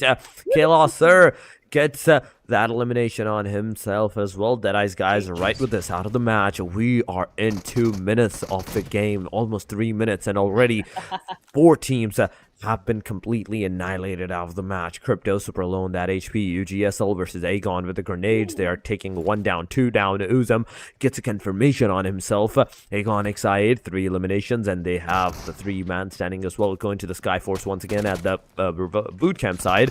We are seeing them taking the fight against the team Raw. DBS versus UMP. It's definitely happening, guys. He gets a knockdown. He gets the confirmation on the player. Sir, right there, gets out of the compound, does the damage, and a 9 elimination team Skyforce. They are dominating this match as a trio, as a 3-man squad. But UGSL versus Aegon, it's definitely happening. Crypto doesn't have any kind of healing, doesn't even have any kind of vest or helmet on himself. So does IQ, and Falak has a level 3. Okay, there we go. Whereas the two players doesn't have a good vest and a helmet, the other one goes like, okay, let's go with the level 3 right there. But he's throwing some healings to his own teammates. Ayed in the meanwhile taking the fight against the team Skyforce at the boot camp once again. We go for the fight, but Gangsta takes Crypto down. IQ is on his knees as well and leaving Falak as the final hope for the team. Can he make a 1v3 pull off at this scenario? He does one. He almost gets a 2 right there, but both parties are entering. Nobody can escape this matrix, and Aegon is out of the match with this UGSL getting those 5 juicy eliminations for their name. But can Skyforce in the meanwhile get more than they already have? Oh, it's not looking good for SF there. I love what IC did when he was 1 HP, and he still went for it. He does. Action cleans up CMF. That's the last solo left alive, but they've got a whole other team. They've got to get this res going quickly, and it's not going to happen. It's all going to go very wrong. 3 versus 1 here. If anybody can, it's one of the Skyforce guys, but they're going to have to be super good with this. Super duper careful. He does get the one. Nice little camp there for that angle, but there is one more there. Oh, gets the second. What is IE8 doing? Now it's just a 1v1, but he can't go outside that building. He has to be really careful because NV Esports is right there. Now he has that angle, but he's half health. Viper has the advantage, and he will get it done. Skyforce, 10 eliminations. 10 and I think 2 placement points, so not bad at all. But NB Esports coming in very quickly, as is A51. It's all going down in boot camp. They want to get this game sorted. Nearly 6 minutes in, we're in the top 7 already. Stage 1. Oh no, NB Esports Fist, boy, you did not check your corners. Once again, we talk about corners, and these guys did not do that. True, getting some eliminations there, right there at that time, leaving Mondo as the final hope for the team. The Molotovs comes into place. Backside, we are seeing Adroid 51 coming in for the rescue, and there we go. NB Esports, Mondo gets the knock, gets the confirmation, almost gets the confirmation. There we go. Now I can say he gets the confirmation. Octopus, in the meanwhile, gets 6 elimination. Rog is here, the player is there, and I think at that time he just completely said, I give up. He gave up, but Mondo didn't, and he gets the elimination by the hand of Mukesh. Adroid 51 gets him down. We are down to the top 5 teams within the 6 minutes, 7 minutes. What? Stage 1 hasn't popped yet. Wait! Rums! Yes! Oh. Dessert gets taken down. Sirius very nearly. Oh, and Jiro, he has sights on everybody. Is gonna. Oh, misses all his shots. Come on, Rums. Come on, man. You better than this. GG's get Sirius down to really low, but he's getting shot at as well. Yeah, there's still one behind you, mate. Yeah. Refus is going to be the one to take him down. Android really well timed on to Skyforce and the other team there as well, though I have to give it to him. Really, really nicely timed. But Mabitex is going to be trying to get in as well. And no wonder everybody's tried to go for boot camp, because the zone has gone over that direction. We have IHC, 2 knocks over on their side at the moment, and MS Star. So there's only 4 teams left alive, I'm pretty sure. Maybe 5, maybe. Android 51, Mabitex, MS Star, and IHC are the ones I can see. Oh, Undergang Slayers. There we go. So we do have our top 5 in 8 minutes. This is an insane match. Oh my god. Yep. That is I the need most PMSL be insane played like this. match. Oh, yes. Please, please do these. If you're listening to us, teams, please Yeah. do the same thing there too. We want this kind of an aggression. We want this kind of like a fast-paced scenario, like where the casters even don't know what's going on. But so far, METERSHOT Star is actually alive. Okay, that's news to me. And they're up against the team IETI. UGL Chadi gets rocked down, but at the same time, Wanted confirm that knockout. What are you doing, buddy? You gave enough time for the team IETI to go into the cover. Now they're gonna heal their own player. UGSL Undergang Slayers after getting the Aegon XI8 down.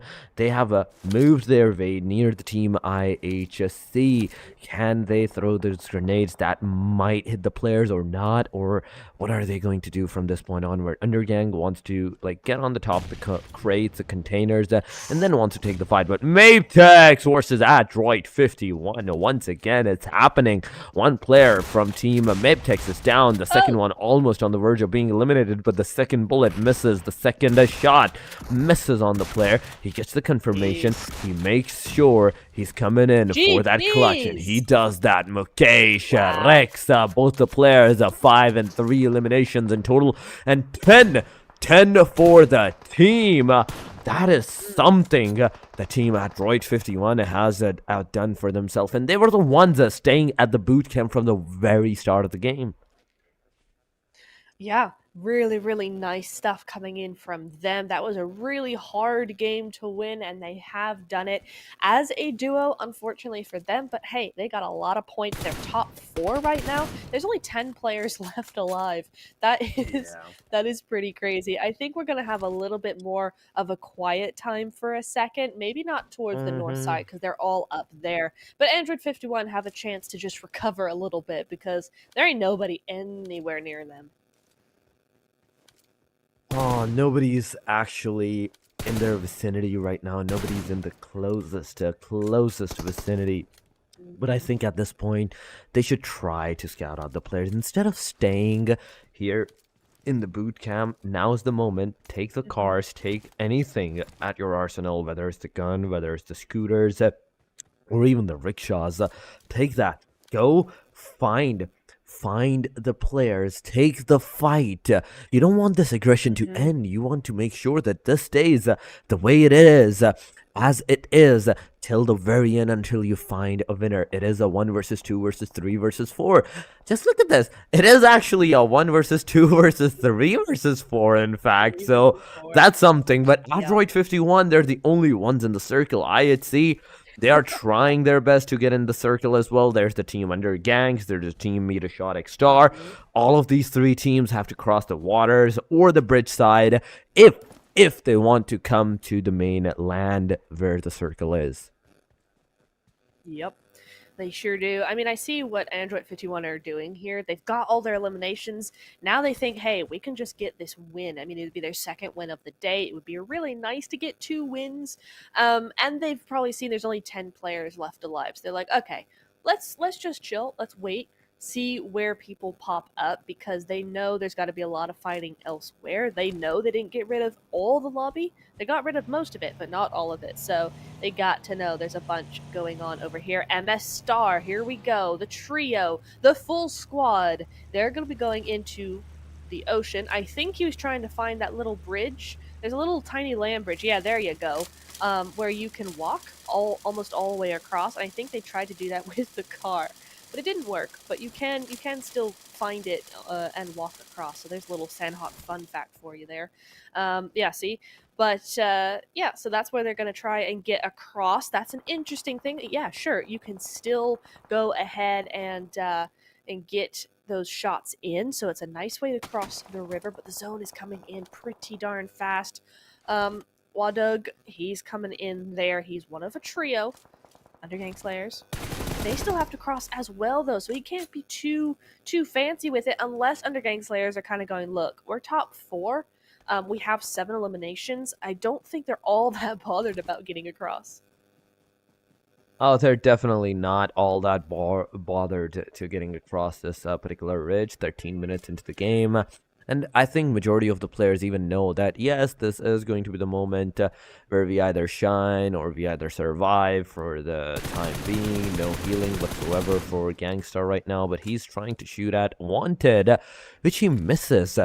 That's something new. Gangsta don't do that usually, that he misses majority of the times, but this time he does, and this gives enough chance of METERSHOT XStar to actually look back, try to give the cover to his own teammates. But Gangsta already know that there is more than one player, there is more than one team that can be potentially over there, so no hopes of showing the face. Maybe they want to stall the METERSHOT XStar into getting into the circle so they can have like the same damage on both sides. And Team YETI, there we go. Undergang Slayers gets that nail in the coffin, 8 elimination to the player's name. But the circle is doing a lot of damage. Imagine both of these players gets knocked down trying to get inside of that circle after the revive.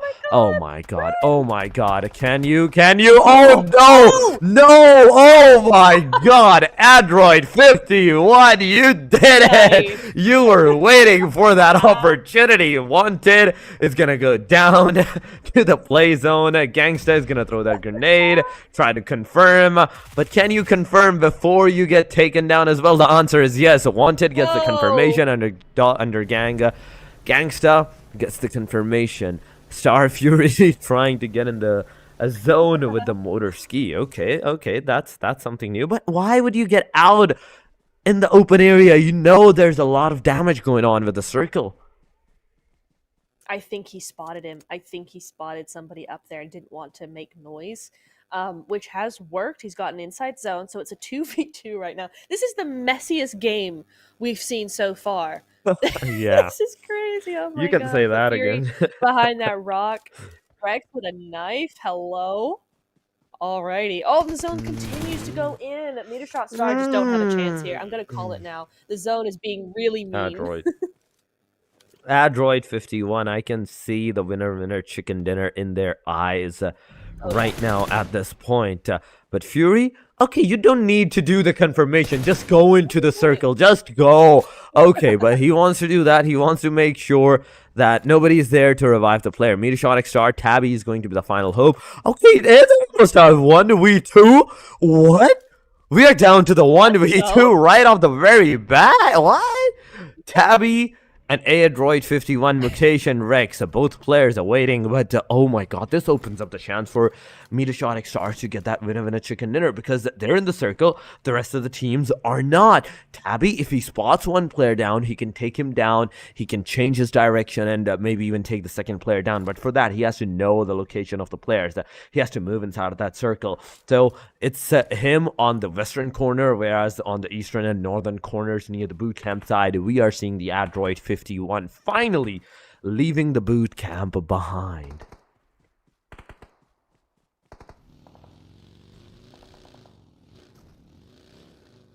Wait, why does he have a car? What is happening? At this point, I'm not surprised by anything. What is happening? The timers restart. That's interesting.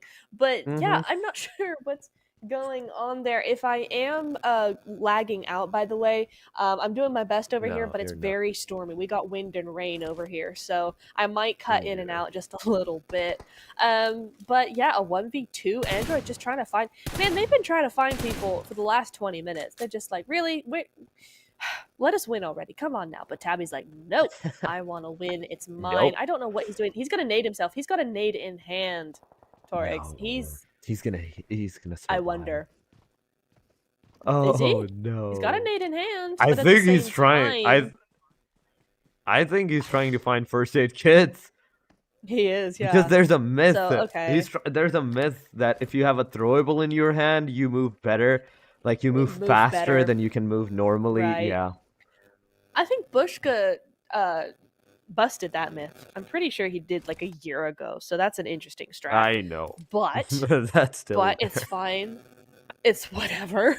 Whatever helps you. Whatever helps you. Yeah, for real. What? Just finish this game already. Come on, man. This is so funny that we had top 5 in 8 minutes, and yet we have another 5 minutes, just these two. And the best part, they're on the other corners of the circle. Literally. That's the worst thing. Star Tabby is like, I'm on the eastern, you're on the western. We meet in the middle, we take the fight, but not before the circle closes on. And I don't know when the circle is gonna close on from this point onward. Oh my god. You have to do something. Come on. Adroit, as much as they're trying to find the players, Star Tabby is like, no, I am not showing my face no matter what happens. Okay, he's gonna emote. I can feel it in my bone. I can feel it in my bones. He's gonna emote. He is. He's got to, right? Oh, look at him. Oh, and he does open it. Okay, so they've searched every other nook and cranny. They've got to know he's in there, right? Come on now. Yeah. It's easy. We know where he is. Oh, he's spot. They have seen him.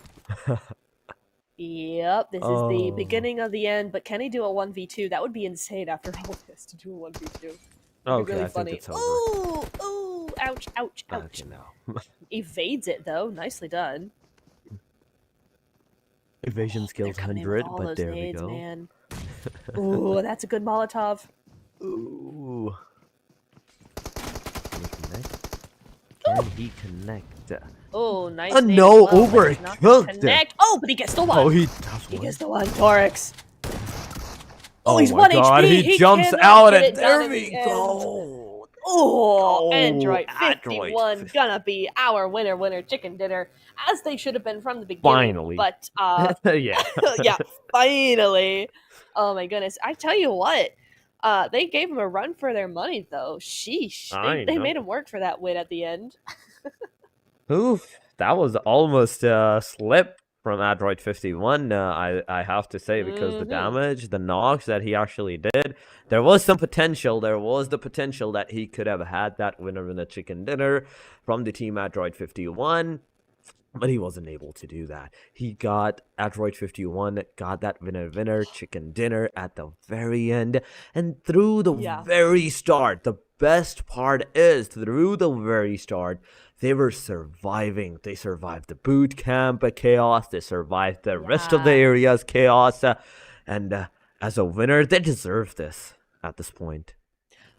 Absolutely. It is their second win of the game, of the day as well. So that's really a really good score for them. 14 total eliminations going over to them. That's going to put them in 6th place overall. 1,941 damage, which doesn't seem all that much considering the amount of fights they were actually in.